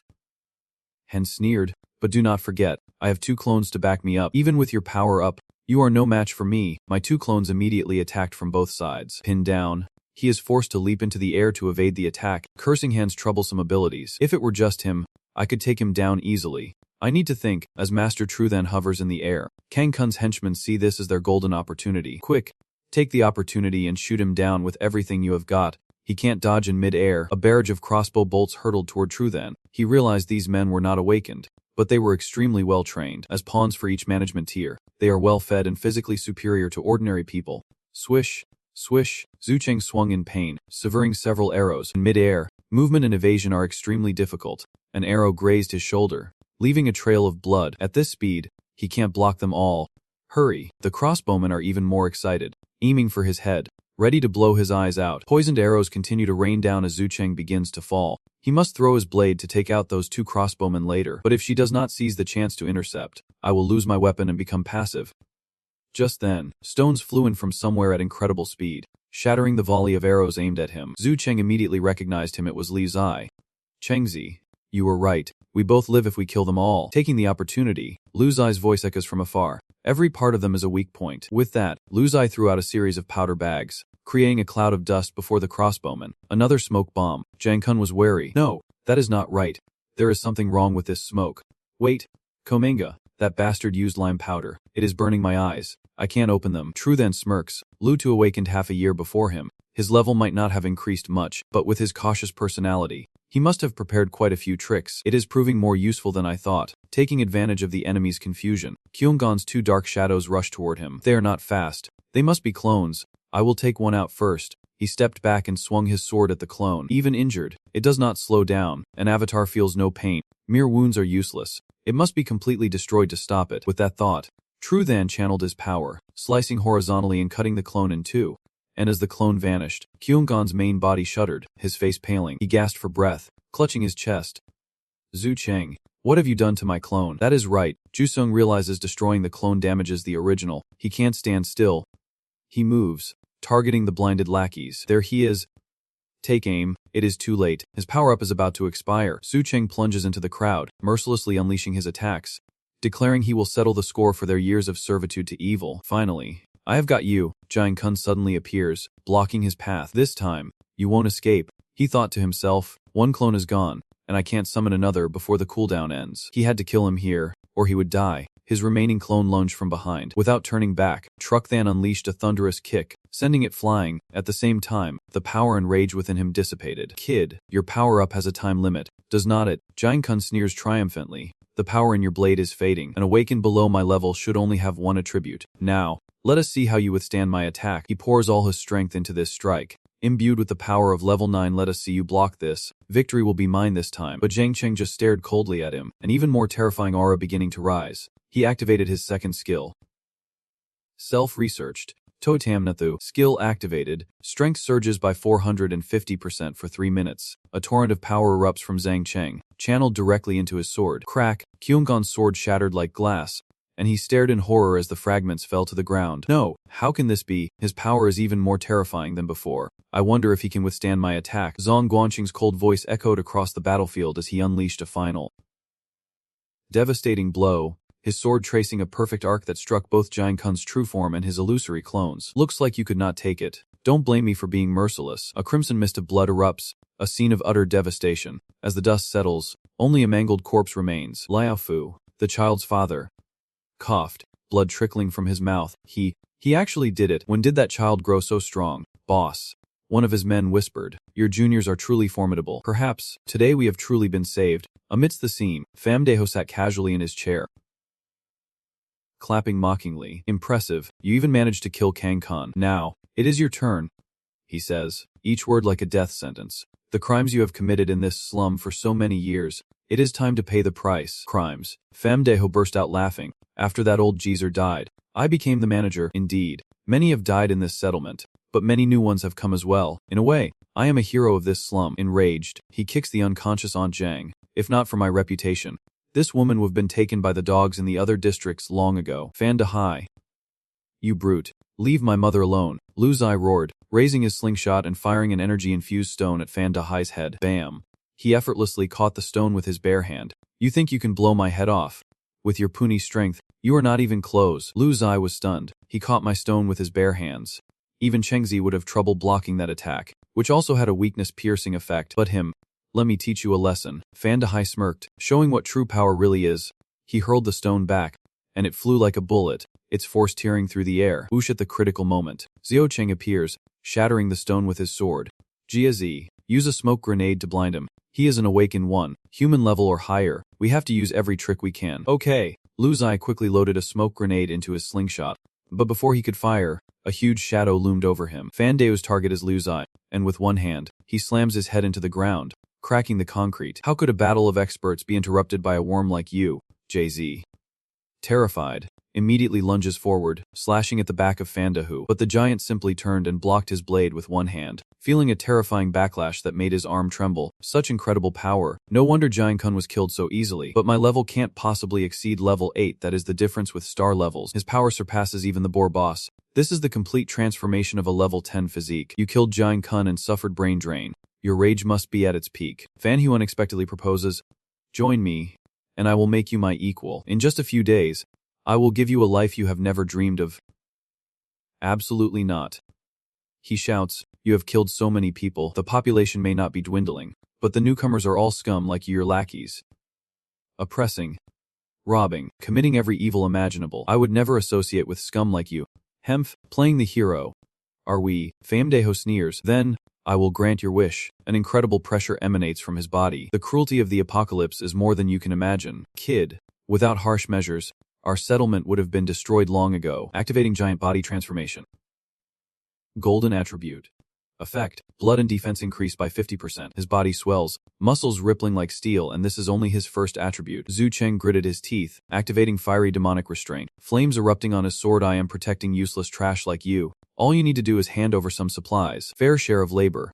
What is there to complain about?" Fandahu roared, painful memories flooding back. "Dad, were you hurt fighting again? These are not wounds, son. They are medals for protecting everyone." Dad was the hero of the neighborhood, an image of his wounded, dying father on his sick bed. A hero, he scoffs bitterly. A hero like that died a pathetic death right before my eyes. How laughable. No practical benefit, just meaningless gratitude. Those are not medals.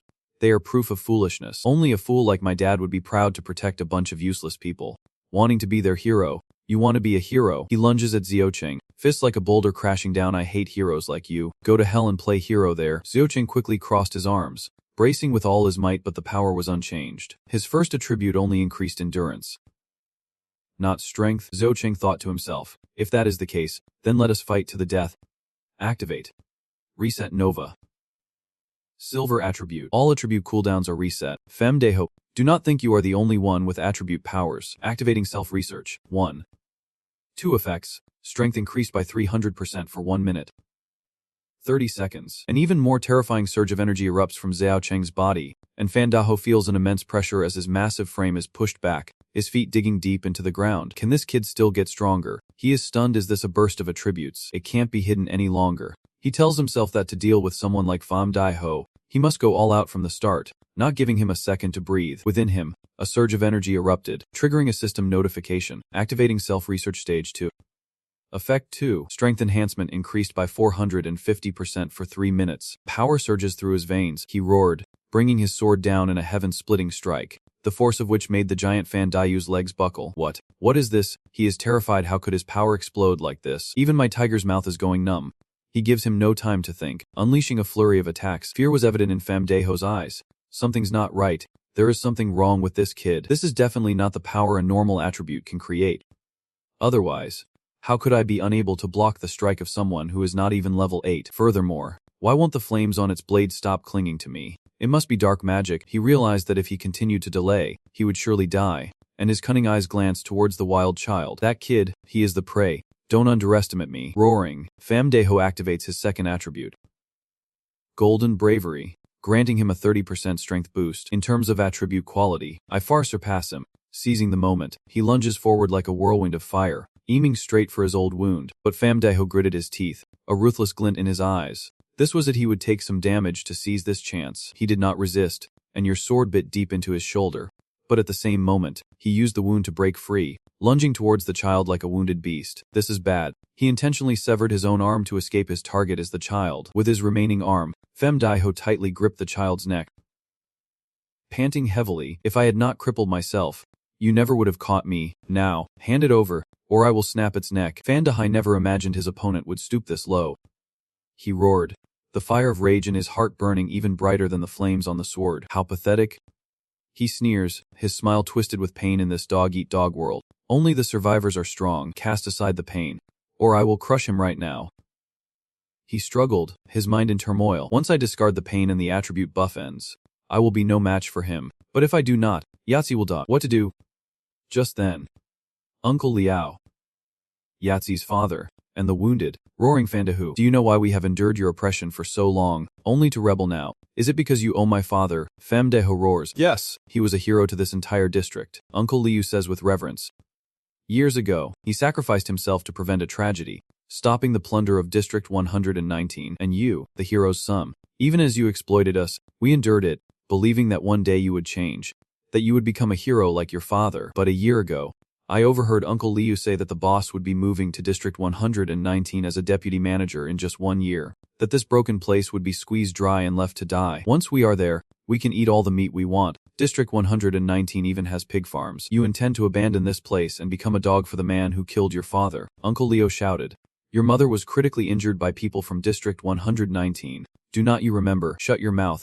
Famdeho roared like a wild beast. That was the price he had to pay. In this apocalypse, being a hero is a death sentence. I won't be like that foolish old man, buried in this wretched place for life. If I submit to them, a vast world will open up to me, and turn to him. Eyes wild. Submit, and I will count to 3. If you do not drop your weapon, prepare to mourn your friend. 1, 2. He gritted his teeth, his heart clenching. And just as the count of 3 was about to be uttered, the roar of engines echoed from afar. The massive pickup trucks of District 119 are approaching. Famdeho is ecstatic at his District 119's vehicles. They are here for me. Surrender means certain death. Hen roared. Men of 119, I am here. Famdeho, come and quell this rebellion. The vehicles stopped. Doors opened, and a fully armed group emerged. The situation was dire. With Jiazi in hands grasped, how can I break this stalemate and survive to avenge them? But if I retreat, Jiazi. Uncle Lee, everyone here will surely die. Can't abandon him, so what if you are a good fighter? Then, Fandehu is triumphant, boasting that with more men on his side, his victory is assured. A young man steps out of the lead car. It is none other than Kang Wei, the current manager of District 119. Is that bald guy calling for me? It is Manager Jing. Famdeho immediately changed his tune, hastily releasing the hostage and running over to suck up. I did not expect you to personally come and greet me. You, sir, are truly blessed. He rushed to check on the decoy, relieved to find it was still breathing. This man is the manager of District 119. His aura is stronger than Famdeho's, even stronger than the Crimson Devil Pig boss. With my current strength, I absolutely stand no chance. Hey, Baldy, do not get familiar. I am looking for someone, and if you can't answer, I will crush your skull. Yes, just say the word. Manager Kang. How strange. Why does not Han recognize me? The Li brothers clearly said they mentioned me to Han. Zhang Wei scanned the crowd, his voice devoid of emotion. Is there anyone named Zhu Cheng here? Famdeho was overjoyed to see Kang's familiar figure, and pointed at Zhu Cheng, shouting, Kang Guan, it is him. That rebel is instigating a revolt, openly defying the company's authority. The more Han spoke, the more certain he became of his good fortune. Yes, that is right. Kyung Kwan is here to help me. True then. You are as good as dead. Zhang Ji calmly took a long drag of his cigarette, the smoke obscuring his expression. Zhu Cheng, you are rebelling, Han repeats, his tone unwavering. He intends to seize control of this settlement. Indeed, it was Han. Famdeho quickly confirmed. Kyung Yi's sharp gaze then shifted to True Then. You are True Then? Yes, Zhu Cheng replied, his hand gripping his blade, ready for a fight to the death. Zhang Ji turned to look at Fandahu, his eyes full of contempt, saying, I remember, to become a manager, you must at least be a level 10 awakened, and to think, a snot-nosed kid hacked off his arm. Director Kang, you do not know it. But Han, before Famdeho could finish, a dry Krakako Hongye had drawn his gun. You are no longer of any use. Famdeho's corpse collapsed to the ground, shocking everyone. And came to take over and eliminate Famdeho in one fell swoop. Truck Than and Liu Fuck tensed up. So, we are next. As if reading their minds, Kang casually hands his subordinate a gun. Don't be so tense. A higher-up has issued an urgent order. Han pauses, looking Truck Than in the eye, ordering all managers of nearby residential areas to immediately report to the academy for a man named Truck Than from residential area 226. Kyunji concludes, I am here to help you. How can I trust you? Zhu Cheng remains wary. You are quite cautious. Little one, Zhang Ji chuckled, as the messenger said, you will believe me once you see this. Han produces an object, the familiar boss sensing compass. This is the snow official's compass. Ziqing realizes with shock. She sent people to help. Just how terrifying is the Snow Queen's background? I knew she was not simple, but I never imagined she could command the manager of a large settlement like 119. Furthermore, Zhang Ji added that the important figure had also sent him some gifts. At Han's command, the subordinates began unloading large packages. Zhu Cheng and the others were stunned supplies. Not just grains, but meat, salt, dried fish, and flour. Luxuries in this era. Zhang Ji produces a document and a seal, the certificate of management for settlement 226. The bald guy from before was just a self-proclaimed leader. Without this, Han is not recognized by the company. Now, if you accept it, you will be the legitimate manager of this place. Zhu Cheng stared at the certificate, overwhelmed with emotion, knowing Uncle Li had risked everything, even his family, for this right, and now, it is placed so easily before him. Liu Fu, though gravely injured, forces himself to say, Zhu Cheng, take it now, only you are the most suitable person. Receiving the certificate, Zhu Cheng thought to himself, I owe Guanshu a great debt. I will find a way to repay this debt later. Kong Di ordered. Medical team, move in and save them. Understood. Manager Zhang. Oh. Right. And also said that dignitary has another gift for you. However, it is up to you whether you accept or not. What is it? Come with me to Zone 119 for a trial. If you pass, you will have a chance to join the Pantheon Company. The name of the Fantian Company resounded like thunder in everyone's ears. They were the saviors who rescued the Eastern continent after the apocalypse thousands of years ago. And now, they are the absolute rulers of this land. Every settlement, every inch of land, every life is under their control. For ordinary people, joining the Brahmin Company is a ticket to paradise, the ultimate honor, food, shelter, security, and even rare medicines and tools to help awakeners level up things outsiders could only dream of. The choice is yours, Zhang Yi declared. Stay here as manager of District 226, or come with me to District 119 for a life-changing opportunity. But he looked around at the bewildered faces of the people, at the injured who needed care. This place had just gone through a war. People's hearts were unstable, and they desperately needed someone to take charge. Seeing his hesitation, Zhang Yi seemed to understand. Very well, I will wait for you here for 2 days. Thank you, he nodded slightly. As Zhang Yi turned to leave, he could not help but wonder how such an ordinary-looking kid could be involved with such a big shot. Incomprehensible, but no matter. The credit for this assistance is mine. If I can just hold on to this kid's coattails, my path to success in this company is assured. After everyone was bandaged and treated, Lu Fu gathered them all together. Everyone. Xiaoqing defeated the tyrannical Fan Dahu and Jiang Kun, and has been officially recognized by the company. We unanimously nominate him. Uncle Li, Zhou Xiong interjects, you are the most suitable person to manage this settlement. Zhou Xiong, the settlement needs a strong protector. Someone shouts from the crowd. I have to find my sister. I can't stay here, Zhou Xiong explained. Chief Ryu and the others in the Ryu family are all experienced awakeners, more than capable of protecting this place. The room buzzed with murmurs. Zhou Xiong's nomination was a pebble dropped in a still pond, creating ripples of thought in everyone's mind. And he was not wrong, whether it is age, life experience, or maturity. Brother Liu Fu is far more suitable than Zhuo Cheng, and his 2 younger brothers are awakened, strong enough to protect the settlement. Indeed. Another voice chimed in, Lu Fu is gentle and always thinks of others. He is truly the most suitable person to be manager. Amidst the murmurs, Lu Fu shook his head, his eyes heavy with worry. But if I seize power, who can guarantee I won't become another Fan Dahu? His question silences the crowd. One man hesitantly explains that Pham Daho's father was once a hero of the settlement, yet Pham Daho became a tyrant. No one can predict a person's future. The time has come, one of Liu Fu's brothers said, producing a yellowed stack of papers. Brother fuck, my son loves to read, and he says that in ancient times, people used laws to govern their countries. I think we could do the same. Duka held up the papers, saying, these are the 15 laws that my brothers and I secretly discussed before starting this venture. From now on, we will all abide by these 15 rules. These will be revised and supplemented annually based on the actual situation. Is law better than a single person's management? If it is a rule everyone follows, I believe it is better than blindly obeying one person. Lu Fu stated firmly. They are educated, and Jiazi can read too.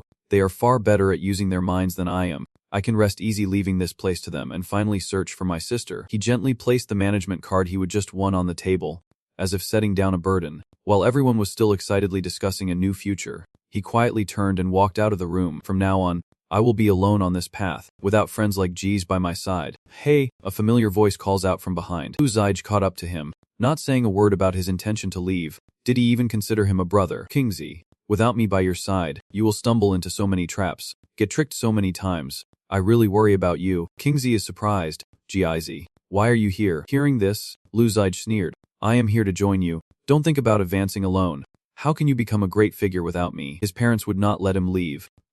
Of course, so he snuck away while they were distracted. But do not worry, I left a letter saying I will come back to visit them when I make a name for myself, and little Ningok too. When I return successful, I will definitely marry her. But as he urged him to return quickly, Lu Tujia grabbed his sleeve, eyes ablaze with determination. Xiangja, as the old saying goes, when the eagle takes flight on the wind, even the Mayfly soars 10,000 miles, you are the eagle. But I, too, wish to fly so high. This world is vast. And I, Liu Zejia, refuse to live an insignificant life. The winds of change you stir have ignited a fire within me. He was stunned, never expecting such words from his goofy friend. If you ever get tired or things get tough, just come back. I won't blame you. At that point, I am afraid you will be the one crying to come back first.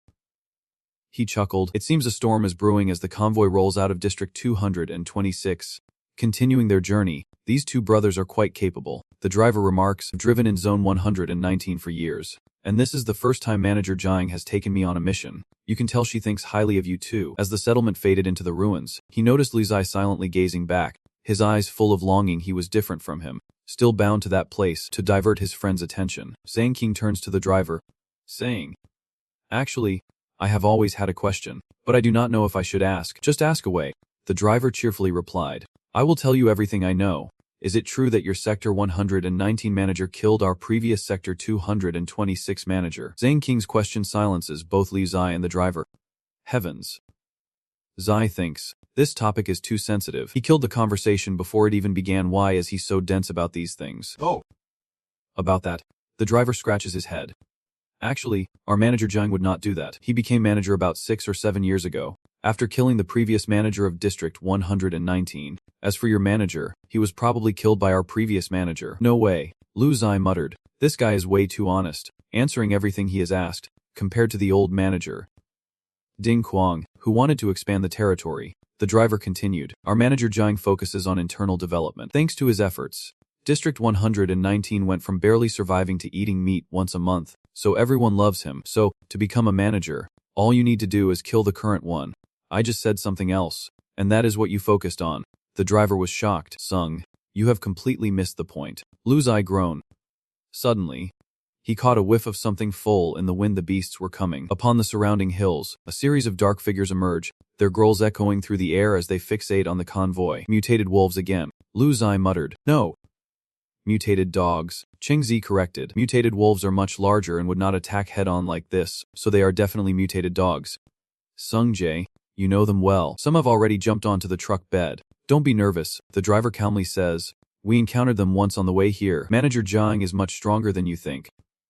Behind you, Jiang Yai said slowly, covering her ears. Understood. Captain. Taking a deep breath, Kang Di's chest swelled, and he unleashed an earth-shattering roar, activating the King Beast roar, a golden attribute. He commands them to get lost. An invisible shockwave sends the mutated dogs flying dozens of meters. This sound, is it some kind of sonic ability? Zuiching wondered in surprise. This guy is strong. I told you. The driver laughs proudly. Those dumb dogs ran away again. Dogs are still dogs. Even if they mutate, they can't change their nature. Bai Rong, the deputy manager of Zone 119, watched him go, a thoughtful look in his eyes. Boss, with your abilities, dealing with those mutts is a piece of cake. Kyung scoffs dismissively. Brother, that Cheng fellow is a VIP of someone important. Bai Rong cautions. Your actions were a bit provocative. Do not you think you could have controlled your sound waves a little better? So what? Kyung scoffs. Clearly annoyed. Hen is just a leech. Is he really gonna run and tattle? I clawed my way to where I am today, and I despise those who take shortcuts.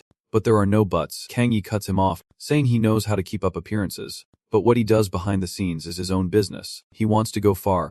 But that does not mean he has to bow down to everyone. As long as I am useful, those big shots will turn a blind eye to these petty matters. Soon, the convoy entered residential area 119, a much more bustling and orderly place. The guards immediately snapped to attention and saluted.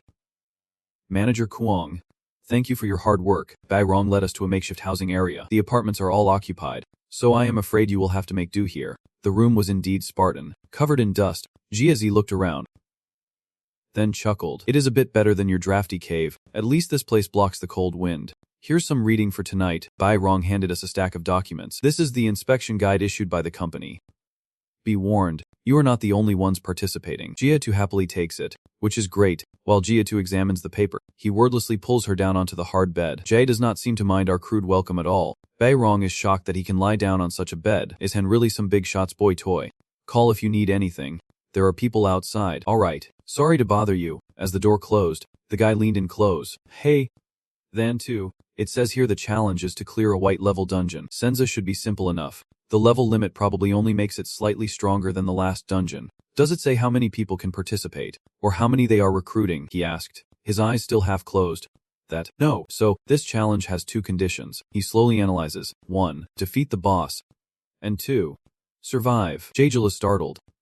You mean, the participants are from everywhere, and no one wants to fail. Working together to kill the boss is inevitable. But what happens after that? When the boss falls, the strongest will be exhausted. An opportunity for those who seek to freeload. The phrase reap the rewards without lifting a finger suddenly reminded him of Guan Seal's words. Why was he thinking of her? Hey Kingsley. Jiezi leans on his shoulder and grins. That look says he is in heat. Missing that girl already. Huh. Let us get some sleep. We have important things to do tomorrow. At your age, you fall in love too easily. You need to control yourself. That girl is not in our league. Shut up and go to sleep. Alright. Alright. Let us sleep. Once we pass this test and get into the company, we will be somebody. Elsewhere, Bai Rong reports to Jiang Yai, showing no signs of animosity, but perhaps hiding it well. That proves nothing. QY takes a sip. The company's examiners arrive tomorrow. If that kid really has what it takes, let him prove it to me, boss. Why do you care so much about that Chu kid? Kuai pondered, gazing into the distance. I see in him, the shadow of my younger self, the same talent, the same oppressed fate, the same rebellious spirit. The only difference is that he has someone powerful backing him. Well, I did not. Perhaps I am a little envious of him. The next morning, at the entrance to the white level dungeon, hundreds gathered, the atmosphere buzzing with anticipation. With so many guards, District 119 is indeed extraordinary. He mused, awakening stones are precious to us.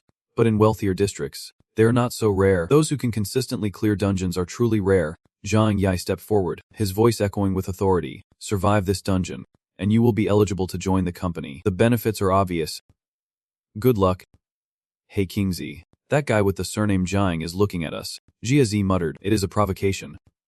He replied, expressionless, as the others rushed in, eager to fight. Hurry, gaining monsters means more experience. Provocation. You say, what is he up to? It is unclear, but perhaps he will soon give us the answer. On a nearby rooftop, 2 figures observe everything. My lady, please do not show yourself. The old man won't be pleased. I know. I am just here to check on the progress of this test as an examiner. Inside the dungeon was a damp cave, with yin energy creeping everywhere. Don't waste time. Quickly choose a niche and go in. Someone shouted, which way do we go? Jazzy asked. Just then, a familiar voice echoed. Well, if it is not the 2 of you, what a coincidence. Driver, what are you doing here? Even people from District 119 are participating in this trial. He wants to risk it all for his family. He says with a gentle smile, how about we form a group? It is better to have support. He and Jiazi exchanged a look, a silent conversation passing between them. Finally, he nods, and the imposter smirks, thinking that Sung understands him. He was sure he would refuse to let the driver join, but Cheng defied his expectations. He looked at the driver, his tone serious. We can let you join, but on one condition. 200 item tickets. Lu Zajia was stunned. Kid, that is not what I meant. No problem. The driver replied instantly, looking delighted. 200 is nothing. Since driving for Jiangan paid him 800 a month. Fine. Lu Zi could only go with the flow. From now on, we are a gang. He is the boss, and you are number 3. Understood. Understood. Haha. We are a gang now. The driver nodded.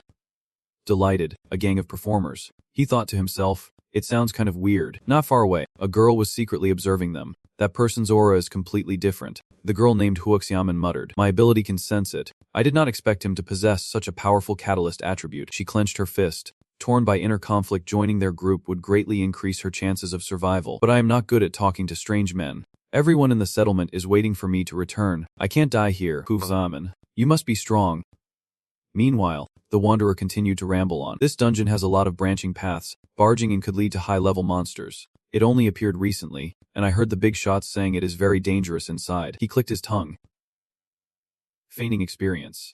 As the visibility worsened the further they went, in this environment, a direct confrontation was the only option. This dungeon suits my style. Battle on sight. Even Zhang Dawa, the driver, only knows how to admire girls. Bro, you are amazing. Only those who do not understand him would think he is faking it. But he suddenly stops. Something is coming. Has he discovered me? Huoxiamen's heart leaped. Should I reveal myself now? What if they see me as an enemy? Now that she is out, what should she say?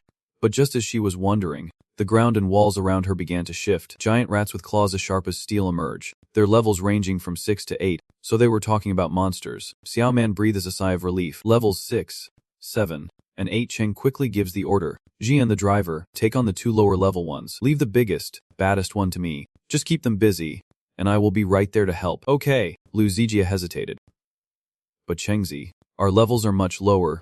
If you are held back by the level 8, we are dead for sure. Then tell me what to do, the worried driver asked. That is right. That look. Li Zi suddenly spread his legs, posing as an expert. It's time for me, Liu Zij, to shine. There is an ancient strategy called Qinji's race. We will use our inferior horse to hold back their superior one. Then, our superior horse will quickly eliminate their inferior one, and return to support, ending the match. The driver was overwhelmed. Inferior horses. Superior horses. So many horses. Wait a minute. How do we tell them apart? Of course, it is based on level. High level is superior, low level is inferior. So, the great China driver looked at Liu Zijia, suppressing a laugh. You are our inferior horse. Just then, the largest level 8 rat roared and charged forward. Liu Zixia gulped, his face pale. You fight it. I can't fight them. Let us do what Chengzi said. All 3 chuts are charging at once.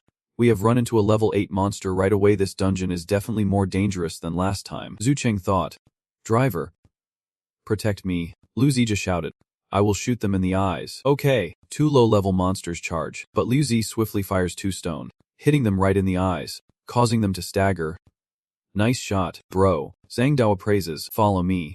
We have to keep our distance. Ro Zj thought as he ran. He could not keep being a burden to Sung. He had to use his strengths to control the situation. Meanwhile, Zhu Cheng faced the level 8 rat, which seemed to sense the danger he posed. It roars, activating its bronze level Dharma attribute, instantly increasing damage and speed by 15%. So, this is its attribute. Undeterred, True then activates Flame Enchantment. Want to settle things? Just what I wanted. Ask a fiery blade descends, cleaving the giant monster in 2. 2 attributes from independent research have helped my physique far exceed level limits. These low-level monsters are no match for me anymore. A notification appears. You have eliminated a level 8 clawed ghoul rat. The absolute leadership trait is activated. Experience gained increased by 75%. Zhu Cheng. Level 7. XP, 34%. Jiazi's level is still low. I need to help them quickly. Zhu Cheng thought, turning back to a bizarre sight. Keep going. Driver, do not stop. Liu Zijia was still yelling, sitting on Dehi's shoulders. Better than expected. But then True then noticed something was off. Something's not right. Something's off with those 2 beasts. They are at least 30% slower than the one he just killed. The level difference is not significant enough for such a speed disparity. He narrowed his eyes, noticing their noses twitching strangely. Could someone be secretly using their elemental abilities to interfere with their sense of smell? The fact that this hidden figure is helping suggests they mean no harm. Well then, chase after your daddy, taste my bullets. Liu Zijia's voice echoed. After we finish these 2 mutated rats, we will find that person and get some answers. Liu Zij fired relentlessly, the energy-infused stones streaking like meteors, hitting the giant mutated rats squarely in the eyes. Not bad. Brother, not bad at all. After all, your young master, Emma Golden awakened. Liu Zijiang smugly thought, these rats are nothing to worry about. But after taking a few hits, the mutant creatures seem to be communicating in their own language. It hurts. At this rate, he will kill us. We have to use that. Suddenly, they stopped. Strange. Why are not they chasing? Liu Zij wondered. Suddenly, the 2 creatures began digging furiously, their massive bodies quickly sinking into the earth. Something's not right. They are going underground to attack. Hey, hurry up and drive. They are trying to ambush us. Liu Zij urged. Ambush. Got it. I will speed up. Doho realizes a massive shadow has risen from the earth before their vehicle. Ready to strike, it is too late. As everyone was horrified by the monster above, the ground beneath the car began to churn violently. Another one was rising. It was over. Zhang Daohua's face was drained of all color. My condition. My wife will kill me when I get home. From afar, Huoxiamen witnessed the perilous scene. This is not good. I have to use all my power to help them. She closes her eyes, focusing all her energy, activating the golden attribute, the manipulative stench. An invisible, indescribably horrific odor suddenly engulfs the 2 monster rats. They instantly reacted, clutching their noses, their bodies convulsing. It is too much. Just then, a figure flashed like lightning. Xiao Cheng had arrived. Seizing the golden opportunity, he swung his sword, a sharp blade cleaving the defenseless rat in 2. Activated. Headshot strike. Effect 1. Double experience gained. You receive an additional 75% experience, totaling 85%. Killing 3 monsters with an XP boost and still no level up. It seems the higher the level, the harder it gets. Xiuqing muses. Big brother. Zhang Dao rushed over, tears streaming down his face, and hugged Zhou Qing's leg. "You are here. I will call you Big Brother from now on. You saved my family's happiness. It is just a minor thing." Lu Zai shook his head, looking at the burly man crying miserably. What a loser. Just then, a light enveloped Li Zai's body. Hua. Chengzi. I have leveled up. I am level 5. Zhou Qing did not answer, instead turning to the nearby bushes and saying loudly, "Brother. Thank you for your help. You can show yourself now. Someone else is here." Lu Zai frowned. From within the trees, Huasaman emerged, her face a bit tense. "Indeed. A beautiful maiden. I knew it all along." "You noticed too," Jing Dahua wondered. "But you froze up just like I did." "Don't be tense," Zhou Qing told the girl. "Anyone who lends a hand is certainly not an enemy. We owe you for what just happened. So, she just helped us." Zhou Qing explained that the two little monsters stopped suddenly because she had secretly intervened. Otherwise, they would have been injured. "So that is what happened." Zhang Dahua slapped his thigh. "I knew it. It was about to get us." Then suddenly stopped. "Little sister, you saved our lives by keeping the certificate safe. If we meet again, we will repay you however we can. But we must be on our way. Farewell." The three of them turned and left, as Huaxiamen stood there, hands clenched. Huaxiamen knew this chance might not come again, so she mustered her courage and called out, "Can I come with you?" The three of them turned around in unison. Whoa. Sung Jae is just naturally attractive to girls. Lu Zai thought, it is fine. Maybe a new girl will help Cheng Zi forget about that young lady. And Zhang Dahua spoke up. "She just helped us and she is a weak girl. So let us bring her along. We are about to challenge a boss," he coldly replied. "It is dangerous, and we could die at any moment." "I know," the girl stated firmly. "I came here to challenge it too. I am not afraid to die. My family in Sector 347 is waiting for me to bring them food. And failing to do that would be worse than death. Please. I will do my best." I'm sorry. But no. Why is this completely different from what this young master expected? Lu Tude was stunned. "Can you tell me why?" Uaman asked, her eyes wide. "First, I can't guarantee your safety, so I can't make any promises. Secondly, your joining us would draw unwanted attention. And thirdly, I can't guarantee your safety. Secondly, your joining us will make our group more conspicuous, which may not be a good thing. Thirdly, Zhang Yai in District 119 is a good person. If your district needs food, just ask, and he will definitely help out. Is what you are saying true? Or are you just saying I am too weak? Your abilities are unique, certainly no weaker than my two companions. Whether you believe it or not is up to you. Compared to her, we really are hopelessly weak," Zhang Dahua honestly admitted. "Thank you for telling me all of this. You are a good person too. I hope we meet again." With that, she turned and left, as Liao Zijie watched her go, muttering to himself, "I can see you have deep feelings for that rich young lady, turning down such a good girl." Ching pats him on the shoulder, telling him he is not weak, a statement that stuns Liao Zia before he breaks into a wide grin. "Hemph, I hardly need you to tell me. I know my own mind. Their relationship is indeed something else." Zhang Dahua thought. Just like Boss Kyung and Boss Bat, he has people who genuinely follow him. Lu Tujia leaned close to Truong Than and whispered, "Than too, there is something I am curious about. Want to know why I let Zhang Dahua join?" "Right, because he is one of Jiang Yi's men." "What?" Though Kang Yi's intentions are unclear, a mere driver controlling precious supplies must be one of his confidence. Sending such a person shows he values us. As he walked, Zhang Cheng suddenly stumbled upon something.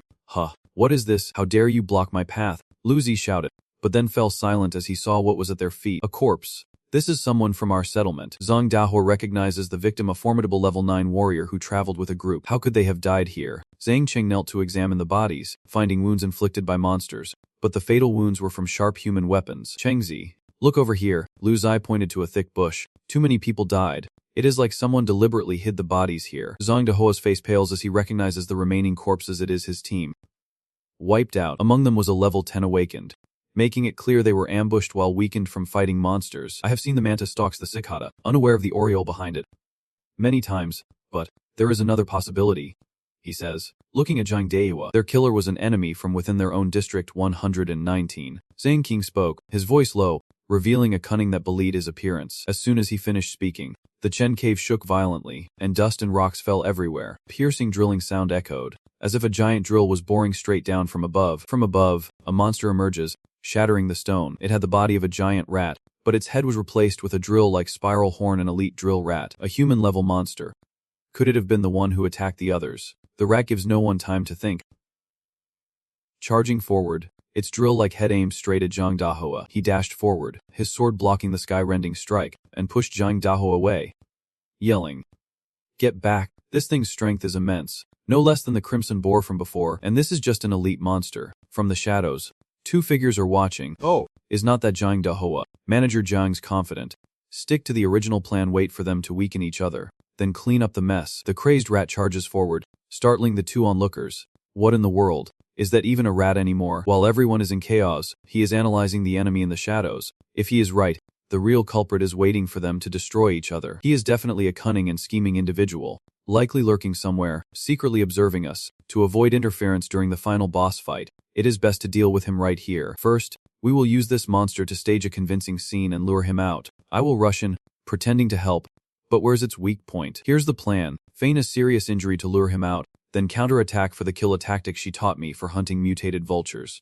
And it is perfect here too. Then too, watch where I shoot feigning death to activate my ability. Stone flies and lodges in the monster's chest. Its health only drops by 1%, but I have pinpointed its weak spot. It has to control his strength, can't actually kill it, or it won't take the bait. His strike only deals about 15% damage. At the same time, he deliberately left a fatal opening, and the goblin did not miss it, its horn piercing him, creating a deep wound. Then too, Jia to roar. Eyes bloodshot. Damn you, hurting my brother, you are dead. Little brother, no, Jingdaho cries. Stopping him, that'll draw its attention. But it was too late. While Jiazi's rock only did negligible damage, it successfully enraged the monster, which turned its head, its red eyes locking onto Jiazi and Jingdaho. We are done for. It is looking right at us. The monster charges, and he shouts, Jiazi, run. It seems the imposter really thinks he is badly hurt, hence the recklessness. If I reveal the truth now, the plan will fall apart. Why is this kid so useless when I need him? Too fast, Jezi muttered, his face pale but unyielding. But this young master is not afraid of anyone, you pig-snouted bastard.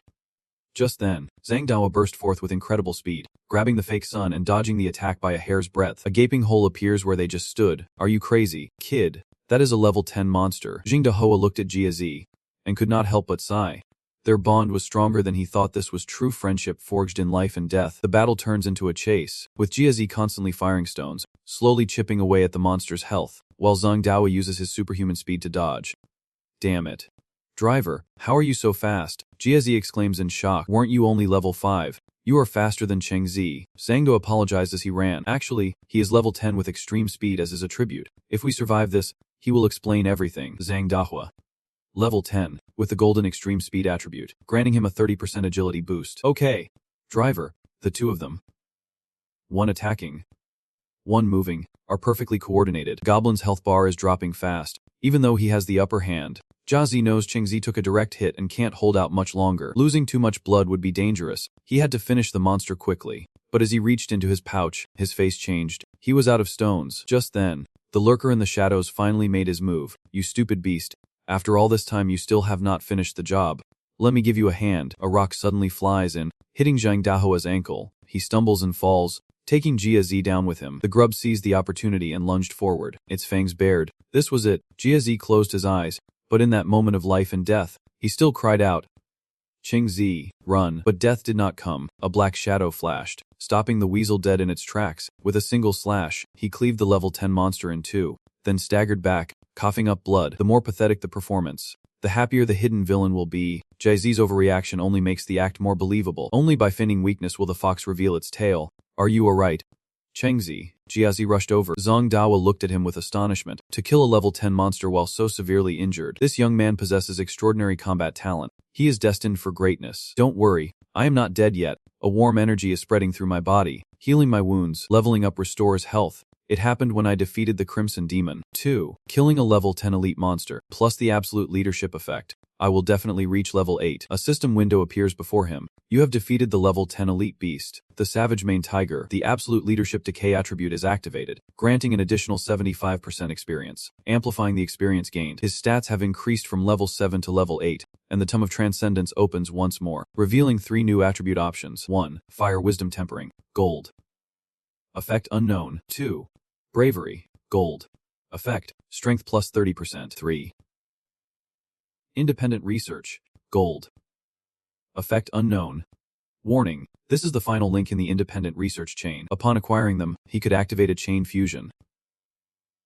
Without hesitation, True then chose the third option. Chain fusion, a completely new concept, but surely extraordinary. He understands how different he is. Normal people can't receive new attributes until they reach the novice level after awakening. To gather 3 links in a chain, one must reach at least level 30. Congratulations. You have collected the entire self-researched attribute chain. Activate fusion. Fusion. I am already considered a freak among awakeners. Zhu Cheng thought to himself. Level 8 is enough to trigger chain fusion, meaning I directly possess an ability that others have to grind to level 30 to obtain. A brilliant light from the individual attributes begins to merge. Come on, let us see what he fuses. Seeing Zhu Cheng motionless, the bird in the light, Lu Zai was both happy and worried. King Z leveled up again. This will help him recover. That is great. Now, his gaze turns to Chang Dahua, full of scrutiny. As other issues need resolving, he is clearly Zhang Ye's man. Yet he is hiding his level, even though he meant no harm and even helped them.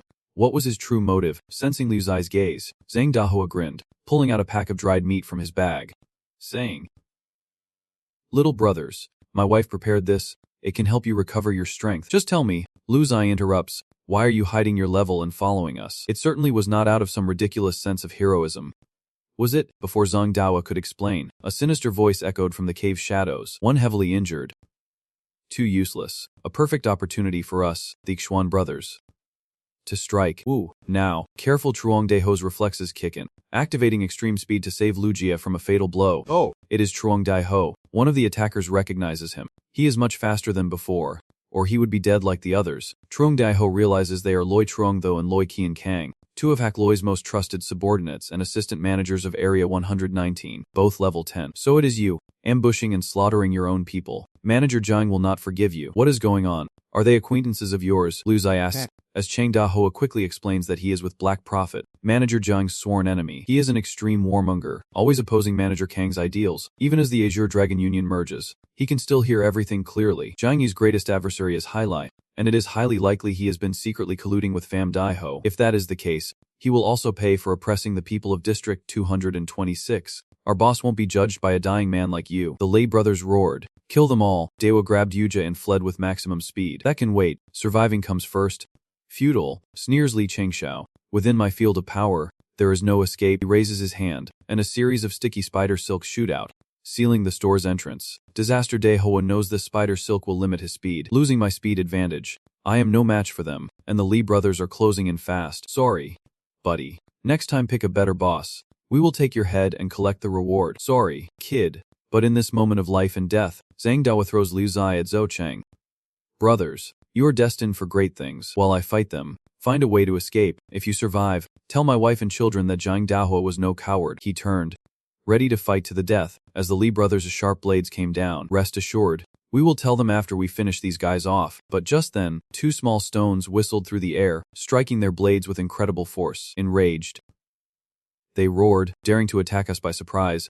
You are asking for death. The two assassins swung their swords, attempting to retaliate. Their swords clashed against Xiao Cheng's weapon, creating a deafening metallic clang. An overwhelming force numbed their hands. One thought in terror.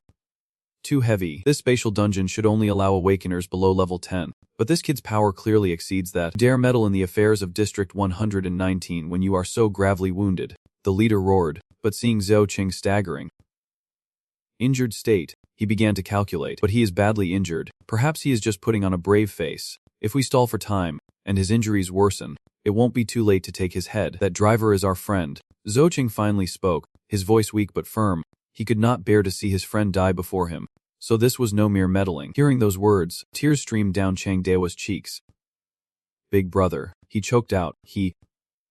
Manager Zhang, someone like him, how could he be a gigolo kept by some big shot? Clearly, this is a genius on par with you. Sir, hey, kid, the leader says impatiently.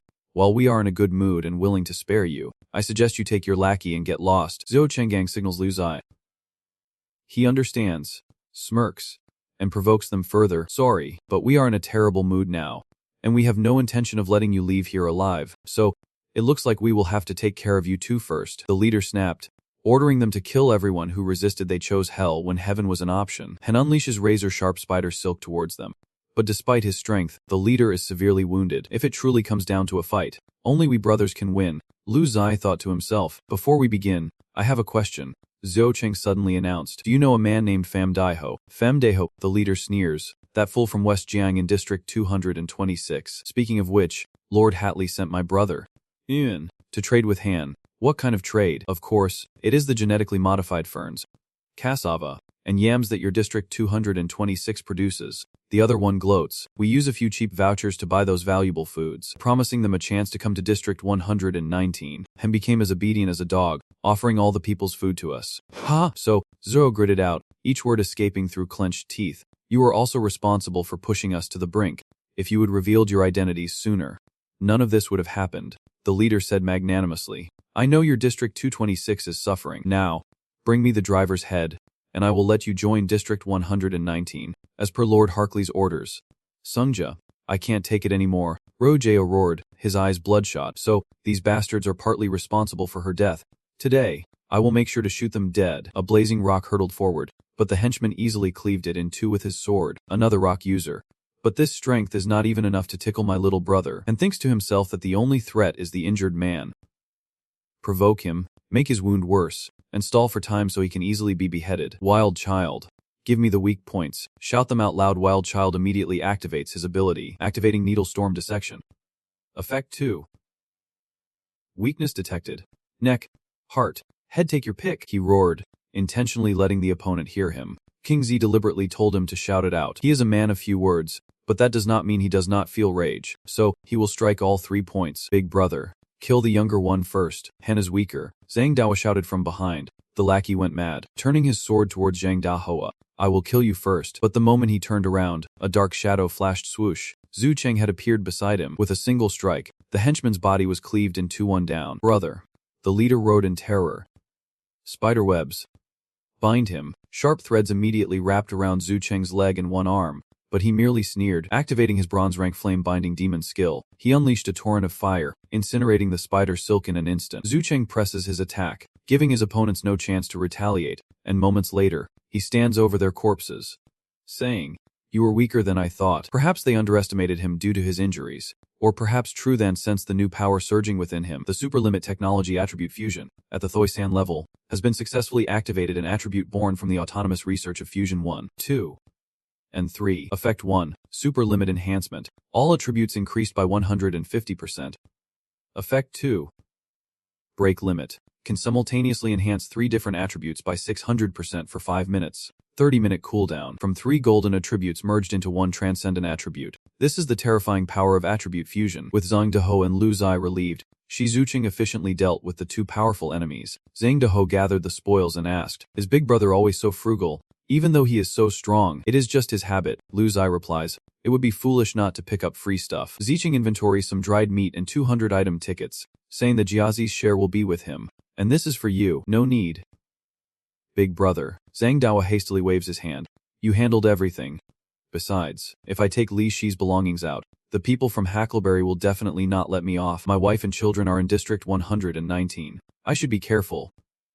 But earlier, when I searched the monster, it seemed like there was some information hidden in its drill. The two head to the station to investigate. Could this be the treasure or opportunity the monster was hiding? Lu Zai asks excitedly. Hidden information. You say. Let me have a feel. Zhang Dahua curiously touches the metal drill bit. Obtained special item. King Rat's drill. Described as the key to the Rat Earth Cave treasure. If we find the treasure, it will be useful. Aha. I knew I was right. Lu Zi drools over it, realizing this is a rare stroke of luck. The Earth Rat tribe is the collective name for the monsters in this dungeon, and the treasure is usually located where the final boss is. But this time, we got the key first. He put the stone in his pocket and looked at the old man. I hope there is a weapon in this treasure that suits you. The monsters ahead will only get stronger, so we need to equip you soon. Hearing that, Jiazi was touched. He did not expect this kid to care about him. Not just himself, indeed. I need a soul-imbued weapon. Using this slingshot does not suit my style. Also, he turns to Zhang Dahua. The profits in your area, I fear, are not just from those 2 fatties. There must be other spies. Do you want to escape and warn Manager Koong? That is exactly why I can't leave. He sighs. The boss is incredibly skilled. But you, he glances at Ji, are still too weak. If I retreat, little brother will surely become a burden to big brother. Hey, are you mocking me to my face? Hey, kid. I did not mean it like that. He is right. Shoulder to shoulder, we push forward. What is right about it? The young master grumbles. Do not push me. If I get serious, I will blind you all. The saying goes, a scholar should be viewed anew after 3 days apart. Do you understand? Yes, yes. Young master is right, Zhang Dao hurriedly echoed. Of course, you just wait. The humiliation of today. I will definitely repay it 100-fold in the future. What goes around comes around. Never underestimate a poor youth. He recited the powerful quotes with a sneer. Where did you learn those old sayings? They are so outdated. I asked jokingly. Are you jealous that I am cultured? As we moved forward, we suddenly stopped, confronted by a horrifying scene. Dozens of corpses strewn about. Again, so many people dead. Jiazi stammered. Zhang Dao examined the bodies, his expression turning grave. These were not from District 119. But outsiders, the supplies have been completely looted. This is purely slaughter for dominance. The perpetrator has not only plundered resources but also reduced the competition, so the lay brothers were just an appetizer. He thought, the real slaughter has begun. Just then, his ears twitched. After breaking his limits, his hearing had become much more acute. He signaled the others to stop. There was a fight ahead. Let us see if we can't be the beneficiaries. Hidden behind a rock, we saw a familiar figure cornered. It was Ho-Tu Man, pressed by another woman in revealing clothes and gaudy makeup. Ugly thing, do not struggle in vain. Just die already so we can get in there and steal the boss. Is that her? What a twist of fate. I did not expect her to get this far alone. The woman's two henchmen lunged at Huoxaman. Die, you poisonous woman. There is no escape, her strength completely depleted. Huoxaman thought in despair. Even her elemental abilities were failing her. As the enemy's blade was about to strike, a figure flashed by. Slash. Slash. Two henchmen fall silently to the ground. Open your eyes. You are not dead yet. Huoxaman looked up, her tearful eyes wide with surprise. It was him. They had come too. Yes. Stand aside for now. I will handle this. The woman watched her men fall, unfazed, even offering a seductive smile as she leaned back towards him. Little brother, not bad with your hands. Care to? I suddenly activate my powers, pink hearts flying from my body. Care to have some fun with me? Kingsley. Be careful, boss. Watch out. This woman's ability might be mind control. Yi and Zhang Dahua rushed to shield him, but were enveloped by the pink hearts. Tusk, you two fools. The woman clicked her tongue. My power only works when the opponent is off guard. You have ruined my plan. They immediately turned to attack him. But with his current speed, they were nothing more than clumsy puppets. Wait, I cried out as he approached. Please, hear me out. It will be worth your while. You will regret killing me now. Let us talk. My abilities are quite special, and I am from Sector 119. I writhed, trying to show off my curves. If you kill me, my boss will never forgive you. Why not let me come with you? I will have to seduce this cold-blooded man first. Once inside, the boss's men will take care of him. Is that all? His voice is so cold. Venture deeper, and you will find only my boss's men. Taking me with you is only to your benefit. Lone wolves like you will only find death here. My boss has ordered that this shipment to the company belongs to the men of District 119. If you and I become a pair, you will be one of us too. Sao Man looked at him with concern. In these times, many women would do anything to survive. I hope he does not fall for her. Is your boss also a singer?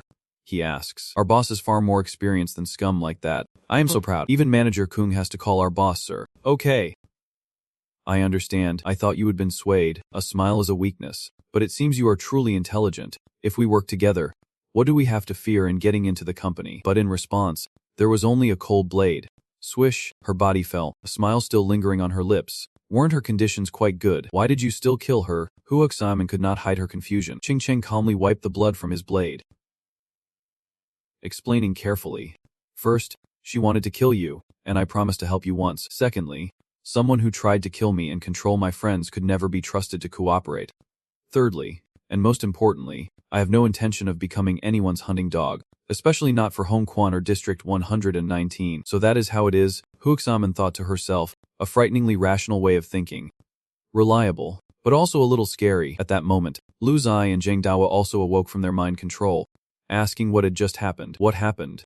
It looked like you were about to attack Cheng Zi. That woman's ability controlled you. Suo Cheng said. She did it once. She could do it again. I had to act, just in case. Suddenly, Zhang Dahou realizes she was Deputy Manager Huang Jun's woman, and by killing her, he has angered two of the settlement's 3 leaders. It is fine. Suo Cheng replies.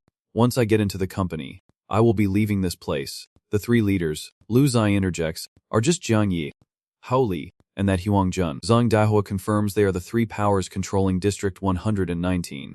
But their conflicting views mean they are always at odds. So, it is clear, the trap was set by Huang Jun and Hao Li. Jiang Yi knows Cheng Zi's identity is not ordinary, so she does not dare act rashly. But the other 2 are different.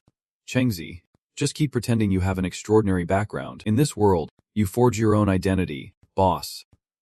Little bro, we are walking into an ambush of awakened ones. Zhang Dahua worried as they continued deeper into the cave.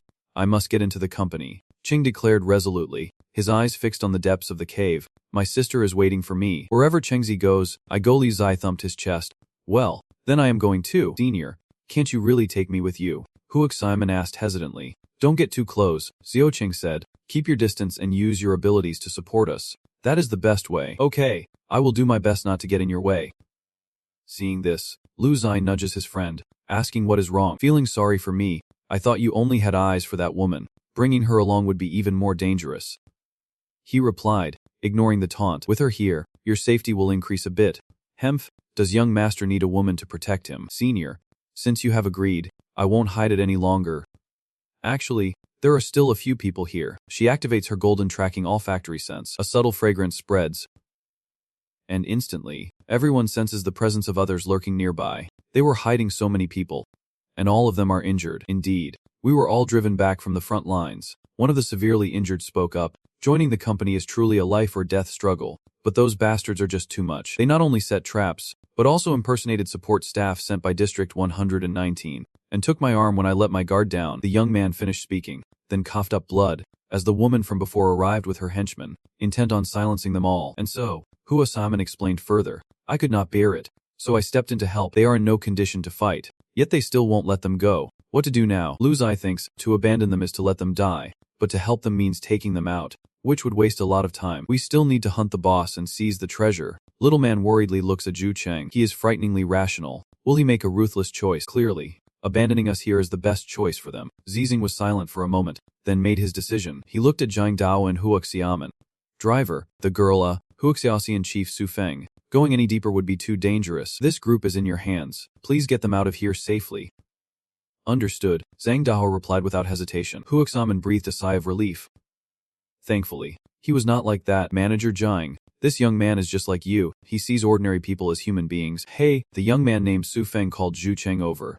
I have something for you. It is in my bag.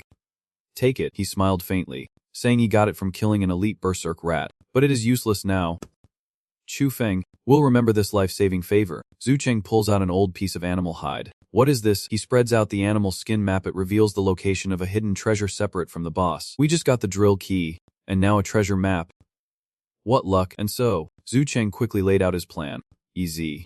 You go find the treasure, and I will head into the boss's territory. Are you crazy? Lu Zai shouts, saying that the boss's area is incredibly dangerous, and going alone is suicide. If I get the treasure, our strength will increase, and our chances of winning will be higher. I will improvise and won't take risks. So you be careful on your way, Than says reassuringly. Lu Zai grits his teeth. Knowing Chengzi is right, he is no match for level 10 opponents in his current state. He heads for the treasure, the only way he can help. The treasure's this way. Chengzi, wait for me. Lu Zai turns and runs, now alone. Zhu Cheng ventured deeper into the cave, passing more corpses of both men and monsters, the silence around him growing eerie. Looks like the hyena squad cleared the path. That should make things safer for the wild cards. 2. Suddenly, an earth-shattering roar echoes from ahead. There is movement. Sung narrows his eyes. It seems he has reached the boss's lair. From above, True then observed the fierce battle below. The massive boss, riddled with wounds, had only about 15% of its health remaining. Group surrounds the boss, unleashing their final attacks. This is the dungeon's boss, and its strength is nearly depleted. He calculates. Everyone is united, giving it their all to kill it. The leader shouts, it is about to die, but not before I can use it. True then thinks, narrowing his eyes. Otherwise, he would have to face them all alone. He needed the boss to hold some of them back while he took out the weaker ones. They have killed innocents for profit, so my actions are simply divine retribution. My target, the 3 weakest on the periphery. Little do they know, death approaches from behind. If we kill this boss, we will be able to join the company. One of them chuckled. Killing all those wanderers is finally paying off. The second man added that with company status, his position in the settlement would rise again, and he would take a dozen girls to play with. The third man leered suggestively, but a voice as cold as ice echoed from behind them. You won't be getting out of here. 3 flashes of the sword, and 3 heads hit the ground. They did not even know what happened. Those fighting the boss immediately noticed Jing Cheng's presence. Someone actually made it through alive. Old Liao, brothers of the Ma family. The leader shouts, take care of that kid. The boss's health is low, and here comes this mutt, daring to ruin our plans. Liao Beiyu. Level 11. Roars as his muscles surge, activating Golden Courage. Effect, strength increased by 30% for 15 minutes. The archers, Mafai and Matrang, immediately drew their bows, arrows glowing with energy. Can he withstand our arrows? But Zhang Cheng is like a phantom, moving with terrifying speed. dodging Liu Beiyu and appearing before Ma Zhuang. With one strike, another life falls. Too weak. Next. The two of you, don't hold back. This kid is different from the other wanderers. Liu Beiyu roared. Ma Fi, the last of the Ma brothers, gritted his teeth. Remember my name. Activate. Burst shot. Golden attribute. Effect. 50% increased damage, plus an explosive effect. Liu Yu also changed his target, activating Ice Fist. Golden attribute. Effect. 55% increased damage, plus slowing and freezing. Awakened psychics are typically weak in close combat. Get close, and they are as good as dead. He moves like a toy, dodging arrows and icy punches, constantly closing the distance. Old Zhang, that kid is not simple. The leader shouts, killing the boss is what matters. Zhang replied, even if we all die, as long as we kill the boss, we can still join the company. That is right, this Zhang is the one who sees the problem. The leader thought to himself. He continues to hammer the boss, its health dropping to 6%. Meanwhile, Liu Beiyu and Ma Fi panic as Chu Cheng closes and there is no escape. Let him taste our deadliest arrow. Ma Fi roared, pouring all his energy into a single shot. Their deadliest arrow, perfect for testing my body's limits. Zhu Cheng suddenly stopped, not even trying to dodge. The arrow explodes on impact, creating a terrifying blast. That kid, he did not dodge. What a madman. Liu Beiyu deserves to die. Luckily, he is insane. Ma Fei sighed. If he had dodged, we would surely be dead. But as the smoke clears, a dark figure flashes past, and Ma Fei falls, his throat sliced open by a sword brother. Liu Beiyu cries out, the upgrade from the ancient technology far exceeds my imagination. Chu then says softly, bastard, you will be buried with my brother. But before Liu Beiyu could attack, another sword stroke finished him. When you slaughter others, know that this day will come. Ancient technology has elevated my physical attributes to new heights, enough to withstand such attacks without activating any skills. If I activate Limit Break, how far will my power reach? He turned to the last two. He had to kill the boss to make a name for himself in the company. Old Zhang and the leader were still focused on attacking the boss. What would be the final blow? But as the boss's health dwindled to 1%, it suddenly dropped its weapon, clutched its head, and let out a heart-wrenching scream. What is going on? Is it begging for mercy? Then, the cave ceiling shattered, a massive battle axe descends, and an even larger, more ferocious monster appears, the Giant Rat King. A level 13 hidden boss. 2 bosses in one dungeon. Lo Zhang and the chief break out in a cold sweat as the Giant Rat King swings its axe, unleashing an earth-shattering attack. They quickly retreat, shouting to get out of the way. You think you can escape? The Giant Rat King boomed with authority. I can't believe it can talk, Lo Zhang said. We have to kill the weaker one first. You want to kill her? The Giant Rat King roared, shielding the first boss. You will have to go through me first. This one's too strong. We spent half a day just to almost kill the other one. The leader howled. Just then, while the Giant Rat King was focused on the two in front, he secretly circled around, seizing the opportunity while the first boss was unguarded. He lunged forward. This boss's head is mine for the taking. With one strike, the low-health boss's head fell. That bastard, he stole our kill. The leader is furious. But wait. Lo Zhang holds him back, a cunning glint in his eyes. That boss clearly saw the recently deceased as its lover. Doing that only makes him a priority target for the Giant Rat King to kill. We can just sit back and enjoy the show. Provoked, the Rat King, enraged, roared to the heavens and charged straight toward him. Human, die. Unfazed, he charged forward to meet the attack head-on. Just how powerful is a level 13 boss? I have to see if I can withstand it. With a single swipe of its paw, the earth trembled, sending him flying backwards. So powerful, he thought in dismay. The base stats of each individual are different, and after leveling up, the disparity becomes even more terrifying. Pure one-on-one fight is impossible. From afar, the captain's 2 subordinates look on with worry. Even in this state, the Rat King is twice as strong as that saber-toothed tiger from before. Without the Ma brothers' help, it will be difficult for just the 2 of us. The Rat King still charges madly, wanting my head, but this time, I won't face it head-on. Its power is fearsome, but its speed is lacking. Evading its attack should be simple enough. He dodged and calculated, realizing the others knew they could not defeat the boss alone. They need us, but the moment the boss falls, they will turn on us. Just as expected, one of them speaks up. Hey, brother, we are all here to get into the company. This boss is too strong, so why not team up? We can overlook you killing our brothers for now. Indeed, everything is proceeding as planned. In this world, there are no eternal allies, only eternal interests. He agrees, stating they will deal with other matters after taking down the boss. The 2 men exchange glances, communicating silently. Okay, that little punk agreed. Let us stick to the plan. Got it. We will move in for the kill when the boss's health drops to 10%. Brothers, we are here to help. The 3 of us charged into battle, working together to whittle down the Rat King's health. When its health dropped to 76%, It roared, and its entire body radiated a dark aura. The Trial King activated the bronze enhancement, increasing damage by 15% and speed by 15%. For 15 minutes, its power surged, and a tail swipe sent all three of us flying, coughing up blood, but it was only a minor setback, and we quickly rose to continue our assault. The other two also began to unleash their trump cards. Chuka activated the Golden Courage attribute, increasing strength by 30%. Chuka activates the Overpower attribute, bronze, gaining 40% strength but losing 20% speed. Cornered, the Rat King roars one last time as its body grotesquely expands. The Rat King activates the Rat King's physique attribute, special boss, gold, gaining 50% AP, 30% strength, and 40% size. Humans, open your eyes and behold my true form. Its health jumps from 48% to 98%. Damn it. Is its second attribute really that terrifying? This is a boss-exclusive attribute. Do not hold back. Give it your all, or we are dead. The other two can't hide their strength any longer. Chuka activates the Shadow Guard of 10 Directions attribute, golden, summoning 10 shadow clones, each with 30% of his power. Chuka activates his Wind Fire Blade attribute, inflicting burns with every strike. Kill it. The three rush into the fray once more, and since I have not activated my second attribute, they must think I am not level 10 yet. He calculated that he would let them think that, and when he was exhausted, that would be when they would strike. The battle became more chaotic than ever, and the Lizard King's health plummeted, finally reaching just 13%. Just a little more. Finish it with everything you have got. He deliberately rushed forward, creating a huge opening, as if he were exhausted. So, you have finally decided to make your move. Just as I predicted. Jiang, now, twin blades strike from both sides, and he feigns shock. What are you doing? Aren't we allies? Team up. The man scoffs. Why would we team up with a level 10 newbie? You killed our comrades and took the spoils. What makes you think we would work together? He smirked, his eyes turning cold. Funny you should say that, because I never intended to team up with you guys anyway. His true power erupts, easily slicing through the dark clones. Light Guardian, you still have strength to spare. So what? The gap between level 10 and below is a world apart. Even with your strength, you are no match for us. Hey, the boss behind you is targeting you too. A treacherous human, how laughable. Even the tyrant is charging in. For a normal awakened, there would be no escape, he said calmly, his voice as cold as ice. But unfortunately for them, I am their bane. System notification. Spark fusion activated. Effect 2. Break the limit.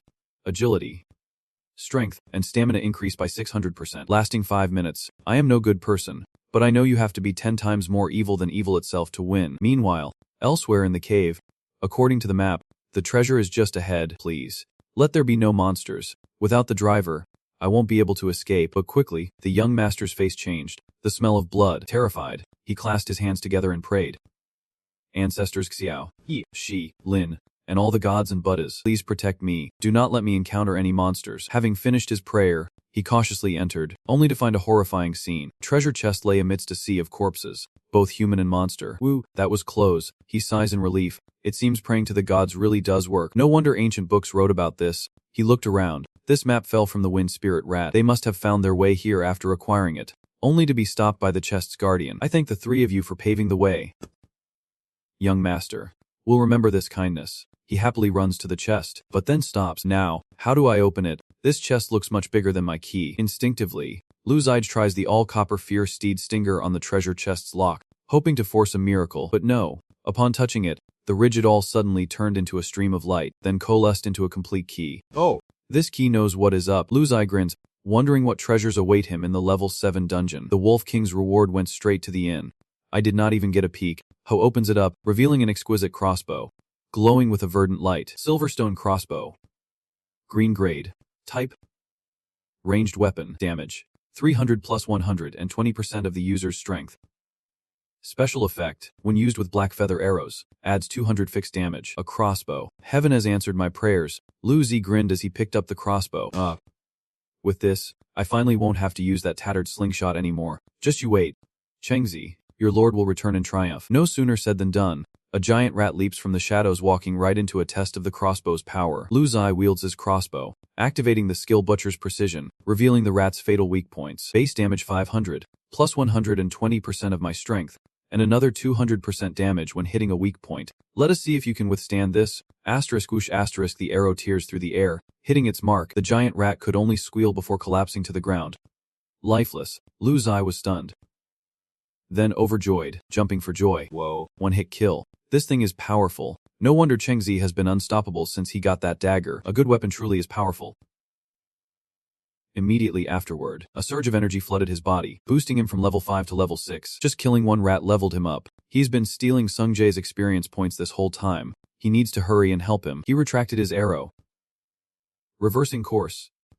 Thinking, Seongja, I am here to help. But as he neared the boss's lair, the ground began to shake violently. Damn, is the boss that strong? The fight's shaking the whole cave. Is Chengzi in danger? I am coming.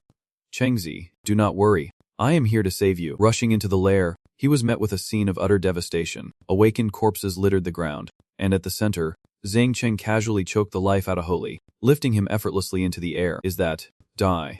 Zhang Cheng turned back, his tone calm. Lu Zai gaped, even though he was used to his dominance. Was not this a bit much? He did not give this young master any chance to shine at all. Just then, the final boss, the level 13 former overlord rat, roared and swung its giant frost axe, launching a sneak attack from behind Zhang Cheng. Kingzi, watch out. Zhang Cheng glanced over his shoulder, and with a wave of his free hand, his blade traced a perfect arc, decapitating the boss. You have defeated the level 13 boss, the former prefecture king rat. The absolute leadership trait has been activated. Zhang Cheng leveled up from level 8 to level 10, gaining 2 levels from defeating the boss. The eternal evolution tum has been activated. Please select a new attribute. Sharpness, bronze. Courage, bronze. Star control mastery, bronze. Ice barrage, gold. Barrage, gold. Wind manipulation, and decay. The rare Thoisen attribute appears again. Just then, another notification pops up. The time limit for breaking through the barrier has ended. I am just an old man now, and I am falling. So this is the after effect. This skill consumes too much stamina. In his current state, he can only use it once more in a short time. Kungzi, are you hurt? Lu Zai rushes to his side to help him up. He is just a little exhausted. Giz. Kingzi is only human. He always rushes into the most dangerous places. But even he has moments of weakness. Lu Zai thought, in times like these, it is my turn to protect him. He can sleep soundly. At that moment, the cave began to shake violently. The dungeon was collapsing. Lu Zai recalls that the last time, this process was quite slow. Kingzi needed time to recover, and the situation outside was still unknown. If the Black Company and the Huang army are waiting, I am done for. I have to stall. He carries the city wall on his back and heads toward the entrance. But along the way, small fries appear even after the boss is dead. Lu Zai readies his crossbow. But this young master is not who he once was. He easily takes one down. But immediately after, 3 more appear, a level 6 and 2 level 7s. Damn it. Not 1. But 4, he scoffs. 4 against 1 it is. It is time for me to hold my own. Kingzi. This time, it is my turn to protect you. Outside the dungeon, Huang Jun, level 27 and deputy manager of District 119, sips his tea elegantly as the dungeon collapses, signaling that someone has cleared it. Keep a close watch, and if it is not one of ours who emerges, proceed as planned. Elsewhere, Howley, level 28, another sub-manager, smirks sinisterly. I said the same thing. If they are not with us, crack their skulls. In the infirmary of District 119, Zhang Dahou reports to Manager Jiang. Manager Jiang, everything I have said is true. If I am lying, may I die without a burial. Then Jiang, I snapped. If you die, who will take care of your wife and children? Me. You guys always spend all my vouchers. Hen relented, but that kid really does have the air of my younger days. There is no way he is some big shot's boy toy. Knowing the danger inside, he still volunteered to let you take the wounded out. That is right, Manager. Or, Kong Di narrowed his eyes, and felt it was too dangerous inside. So he deliberately created an escape route for you to save your life. That is also possible, Zhang Dao said, scratching his head, as someone rushed in with news. Boss, Huang Jun and Holy have surrounded the exit with their men. They even declared that anyone who comes out who is not one of them will be killed without mercy. Fools. Anyone who emerges has passed the company's trials, and the examiner watching from above won't stand idly by if they attack, so we are just going to leave them to it. The man asked. Boss. Bei turned to Jing Yi, his expression more serious. Huang Jun and Holy are not fools. They would not be so brazen without a plan to deal with the company. Manager Kang, Zhang Dahua said worriedly. Then the Zhang Cheng group, if you do not intervene, and we rely solely on the examiners, they will be in real danger. The company does not care about rules. They only care about who is useful. Zhang Yi extinguished his cigarette against a tree, his eyes growing cold. Gather the brothers. We are going to the exit. If it is Zhang Cheng who emerges, I will personally protect them. Thank you. Manager Kuang, Zhang Dahua cheered, knowing Kuang Di's promise was worth its weight in gold. Publicly promising like that. Bai whispered, have you changed your view of that kid? Not yet. But if he survives, even if he is someone important's pawn, he will be the best stepping stone for us to reach the top. Jiang replies, I am doing this for our future, but I feel like you are starting to think more highly of him. Shut your mouth. Jiang Yi snap, or I will tear it right off your face. In the chaotic space, Zhang Cheng slowly awakens. How long have I been asleep? The spatial dungeon is collapsing. Wake up, EZ. Wake up. He shakes the person next to him. The dungeon is collapsing. We have to get out of here. Lu Sai weakly opens his eyes, his body covered in blood. I know. Chengzi, you are finally awake. He coughed, blood trickling from the corner of his mouth. If we go out now and the royal army and black mercenaries are waiting at the exit, they won't let us go. Lu Zai's health bar is dangerously low. When you passed out, I carried you and single-handedly took down 4 zombie rats. I said I would become a king, and I meant it. He is so badly injured, and I am completely unscathed. That kid risked his life to protect me. Yaka, can you still walk? We can't stay here any longer. We have to go. This time, it is Juqing's turn to carry his friend on his back, completely unaware of what awaits them outside. Stepping outside could mean walking into another inferno. Let us go. He whispers, whether it is a mountain of knives or a sea of fire, we will face it together. Outside, the spatial vortex stirs. Look, someone's coming out. Is that one of ours? Quans? Observing from a high-rise building through binoculars, a figure appears in the transmission vortex. The one who truly passed the trial is about to emerge. No need to worry so much. Miss, the butler says, if the one you chose can't make it out, then he has failed to live up to your expectations. Besides, you did not need to come see such a low-level trial in person. Bala. She interrupted, her eyes glued to the binoculars. It is definitely him. She murmured. A kingmaker. Huh. Not bad. Don't ever say things like that again, she said sternly. Understood. Miss, the image sharpens, revealing 2 battered figures, one carrying the other out of the spatial vortex. It is them. Quan Shu smiles. Jiazi is still so weak, having Cheng Zi carry him out. Below, the Imperial Army and the Black Legion are enraged. Who is that kid? He is not one of ours. Where are our brothers? Boy. Are only the 2 of you here? Where's my brother? One of them roared. Zhu Cheng set Liu Zai down. His cold, steely voice echoing across the square. They are dead. I killed them. Your precious brothers were nothing but beasts. Lu Tudi cud, but still managed to add. I simply took the chance to kill a few of them. The air crackles with tension. Who do these 2 think they are? Dare to kill our people, and they won't leave here alive. Behead them, and offer their heads to our fallen brothers. Hong Jun and He step forward, their eyes filled with murderous intent. This kick no longer belongs to our people, so you do not deserve to live. Tear them apart for me. Kill. The crowd roars, charging towards them, but aside from Hong Quan and Hak Loi, the rest are weaker than those he has already slain. You trash that can't even enter a dungeon. What makes you think you can shout at me? He thought to himself, if you all seek death, then become the whetstone for my new attribute. He raises his hand, and energy begins to gather. Level 9 grants sharpness and bronze, increasing armor penetration by 15%. Level 10 grants wind manipulation, decay, ash assistance, and wind control. He has jumped 2 levels, from level 8 straight to level 10, and level 10 is a brand new devastating attribute. I do not know how powerful it will become when fused, but right now, it is more than enough. Activate. Wind manipulation. A terrifying tornado suddenly forms, whipping up a blinding dust storm. Where did this wind come from? Damn it. I have got dust in my eyes. But that was not all. Within the whirlwind, sparks began to appear, fanned by the wind into a raging sea of fire, engulfing the approaching crowd. It is on fire. Put it out quickly. It is so hot. So painful. Their screams echoed. Not bad. Huang Jun muttered, his hand tightening on his sword. This kid's got some tricks. He added, this wind is power, or that flame. Which is my power? Why does it matter to those about to die? What is with all the chatter? Huang Jun roared. He is just a kid, maybe level 7 or 8 at best. Even if he is strong, how strong could he be? Sungja, put me down. Jezi whispered from your back. These 2 are not easy to deal with, and you definitely can't fight them while carrying me. I know, he replied with a strangely calm voice, but even if I put you down, I still could not beat them.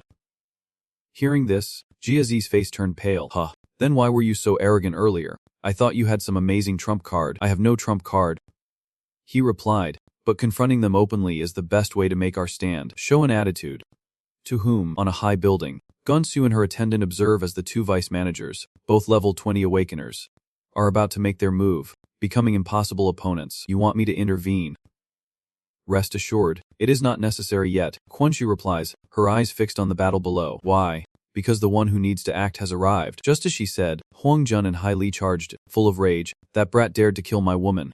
I will bury you with her. My most trusted men died in there. Your head is not enough to pay for that. Xingzi, run. The fake emperor is coming. No need to run. I told you.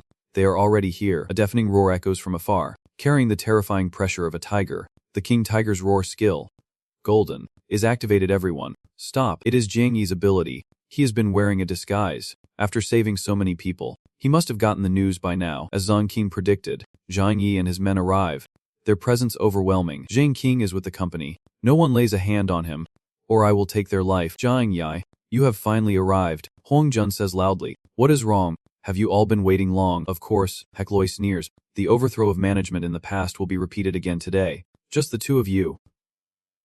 How contemptible. Kuang Yi, even if it is just the two of us, are you sure you can win? I am on your level, and Hali is even more arrogant. I am even stronger than your lackey.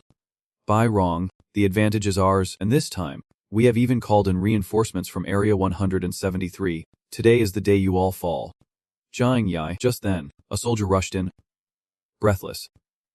Manager Jiang, something terrible has happened. Outside the gate, many awakened from Sector 173 are attacking. Everyone except Bai Rong, move out to assist immediately. Kang Yi issued a firm order. After I am done here, I will be right over. Tell me, what benefits did you offer the people of 173? Zhang Yi turned to the traders, her eyes as cold as ice. We promised them that if they helped us, they could pillage District 119 for 3 days after we won. Aside from the people, all resources belong to them. He laughs maniacally. I am about to kill someone right here. Why would they be afraid of one dead man? You dare betray the settlement zone C. At this point, what would not you dare do? Hong roared. When I helped you overthrow the previous manager, I was the deputy. Until he was overthrown, I was still just the deputy. What was the point of anything I did? I said we needed to expand our territory, but you always refused, and you would not share any more resources. So why should I keep following you? Everyone has their own agenda.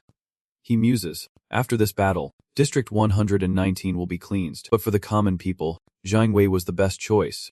Little did he know how many traitors were under Zhang Wei's command. Jiazi whispered. Just then, Zhang Dahou appeared, calling out, Boss. Little brother, I am here. Driver, follow me quickly. If they start fighting, we will just be cannon fodder at this level. I will get you both to safety. No sooner were the words out of my mouth than a terrifying explosion erupted where we had just been. Zhang Dao quickly pulled us behind a crumbling wall as the battle of the strong began in the sky, their skills erupting like apocalyptic fireworks. They are fighting. Jia Tong exclaimed. Those are natural elemental attributes. Lightning and earth flow. Huang Jun can control earth flow. But what is Manager Jiang's green flame? He asked. That is the legendary decay attribute, Zhang Dao said, filled with awe. No one knows its true power. But Manager Jiang once said it originated from the underworld's dark fire, a rare awakened ability, 1 in 10,000. The Crown Prince can hardly believe it. That is right, Zhang Dao nods. He has read about it in ancient texts. The reason this world became like this is because, in ancient times, someone accidentally awakened the first devouring star attribute, which destroyed humanity's most prosperous civilization. Kungzi. He turned to me, eyes gleaming. If we had such power, saving you and the world would not be a dream. Perhaps it could even rebuild civilization. He replies, though his mind is full of thought. The decay attribute within him was not so mysteriously powerful. Even among decay attributes, there were differences in strength. But with the Eternal Evolution Codex, perhaps one day I could possess such terrifying power. But could a world-destroying attribute consume its wielder? Can humanity truly control it? Kango roar, his Than Q sword aimed at his sworn enemy. Don't think that having the decay attribute makes you invincible. His attribute is not just for show either. He activates his second ability. Copper Giant. Golden body. Hetloi's body swells. Muscles ripple, and his skin turns a hard copper color. He becomes a true giant. Even among golden attributes, there are varying degrees of power. I will crush you into meat paste. Jiang Yi, anyone who stands in the way of my expansion must die. Facing Hali's terrifying form, Jiang Yi simply smiles dangerously. You are not worthy to replace me. Netherworld flames erupt from his body, incinerating everything around him. Hali screams in pain as the flames lick at his bronze skin. But he still charges forward. Before you burn me to death, I will drag you down with me. That Jiang Yi is an idiot, the exile thought from afar, unable to hide his worry. Why does not he dodge? At this rate, there is no telling who will win. He is distracted, breaking through his limits to save his comrades. Indeed, a portion of Jiang Yi's nether flame is entangling Huang Jun, preventing him from reaching Bai Rong, while another vice manager is restrained by Huang Jun's earth flow skill. Bai Rong, your little flame won't save you. Huang Jun sneers. The higher the level, the greater the difference in strength. Let your life be a reminder of this. Die. Zhang Yi's sharp earth spikes rise, aimed straight at Bai Rong's heart. Zhang Yi roars, manipulating flames into a wall to block him, but Huang Jun scoffs, saying it is useless. Fire cannot contain earth. Knowing his end was near, Bai Rong cried out. Lord Jiang, in this life, Bai Rong has no regrets following you. Just as the sharp earth spikes pierced his body, a figure darted forward like lightning. Swish, swish, razor-sharp blades cut through the earth spikes, and Zhang Cheng appears. Bai Rong is stunned. unable to believe his eyes. Zhang Cheng, how did you get so strong? Just yesterday. You were not even level 10. This state won't last long, Zhang Cheng said quickly. Let us end Huang Jun together. Now. Alright, Bai Rong nodded, putting aside his doubts for now. Is that the wind? No. Someone's coming. Huang Jun barely turns around before having to use his staff to block a furious two-pronged attack. Bai Rong, you are not dead. That brat saved him, taking the chance. Bai Rong unleashed a flurry of sword strikes, leaving countless deep wounds on Huang Gun. Daring to injure me, I will take your lives. Meanwhile, elsewhere, Zhang Daohua is carrying Liu Zijie as they flee. Put me down. I have to help Chengzi. Are you crazy? Even the boss is struggling to survive. You will just die. Ignoring him, Liu Zi furiously bites Zhang Daohua's hand. Okay. I was wrong. Outside District 119 city gates, the battle is also reaching a fever pitch, and they have ancient firearms. Brothers, hold your ground. We will win as soon as Manager Jiang arrives. At Ho Kong Electricity, the level 27 manager of District 173 is leading the attack. Breach each wall, and once inside, do as you please. On a high building, Guan Shou anxiously asks the butler beside him if he is not going to intervene.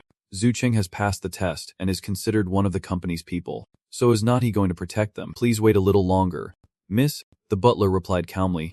Wait, District 119 is about to be flattened by invaders. Does the young lady know the true purpose of this test? To recruit talent for the company, is not it? The butler shakes his head, explaining that it is to weaken the residential districts and exhaust their awakened ones for the sake of the continent's stability. The stronger they are, the greater the deception. The company knew about District 119's internal conflict and deliberately set up the trial here. How could this be? The revelation is shocking. The company is already powerful enough.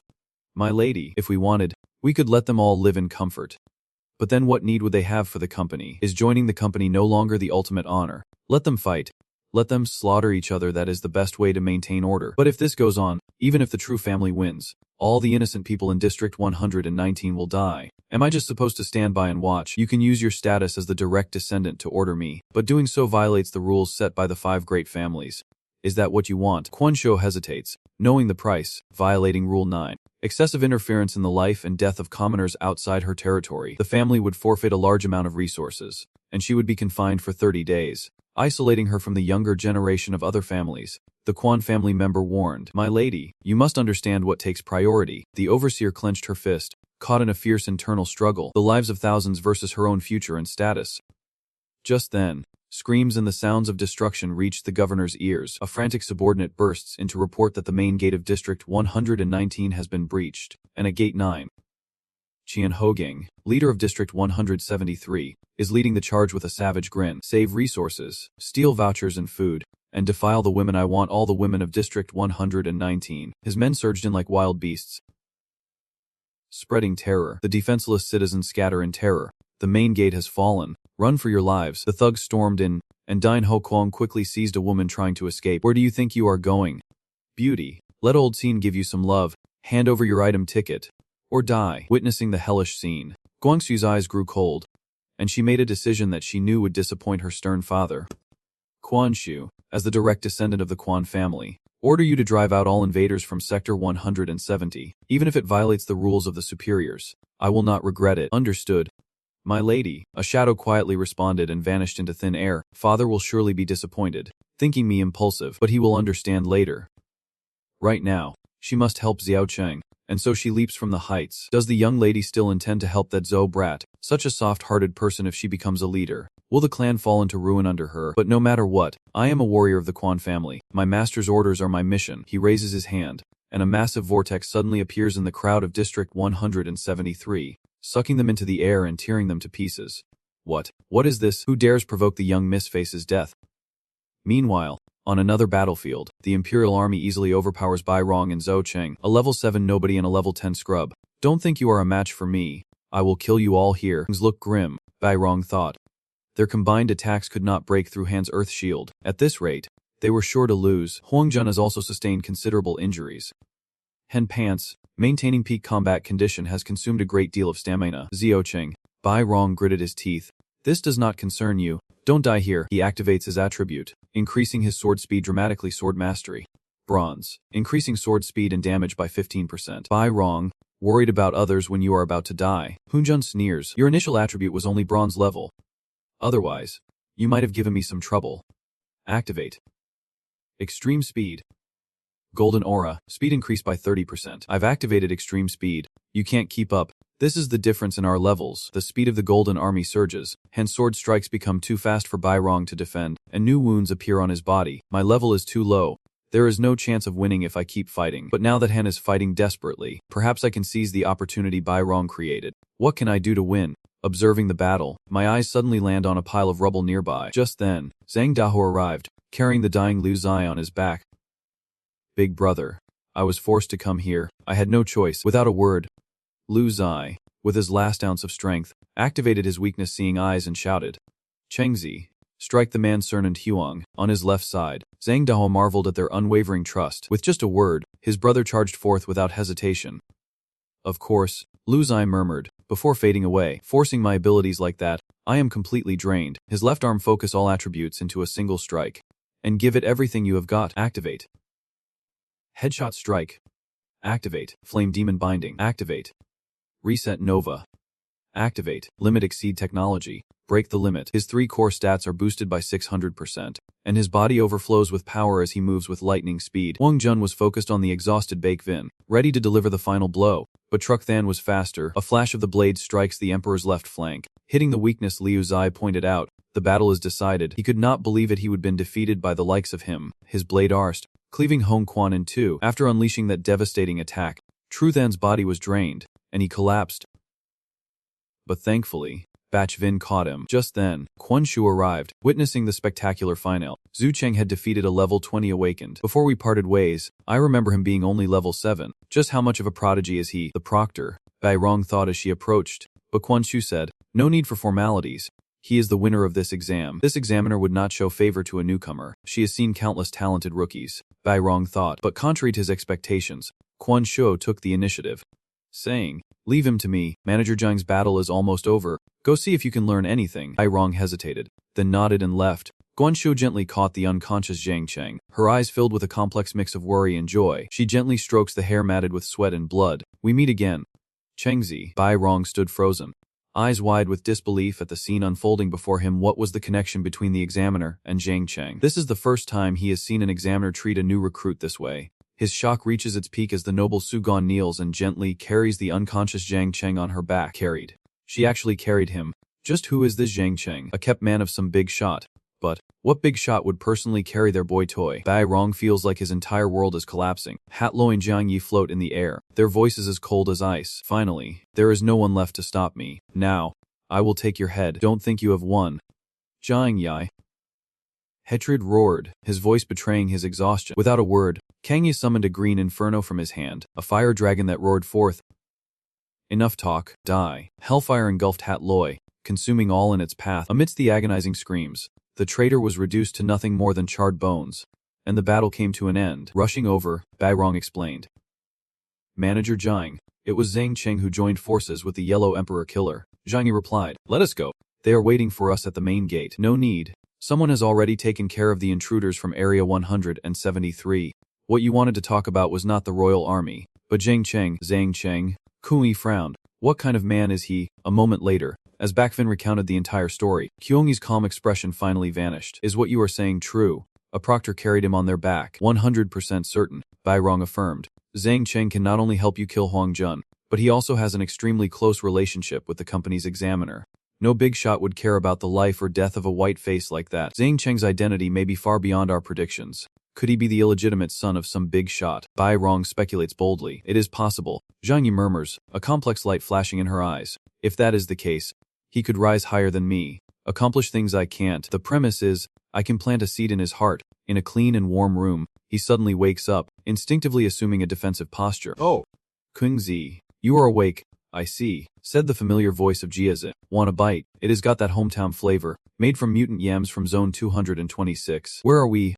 Jiatsu, still in District 119. This is one of the examiner's temporary shelters. Jiatsu mumbled through a mouthful. You have been out for 3 days. Is this a side effect of forcibly using fusion light? Hey, Kungzi. Seriously, won't you try some? They even put real brown sugar in it. The door clicks open, and a familiar figure walks in. You are awake. That voice. He looks up, hardly believing his eyes. And that concludes this video. If you enjoyed it, do not forget to like and support the bear.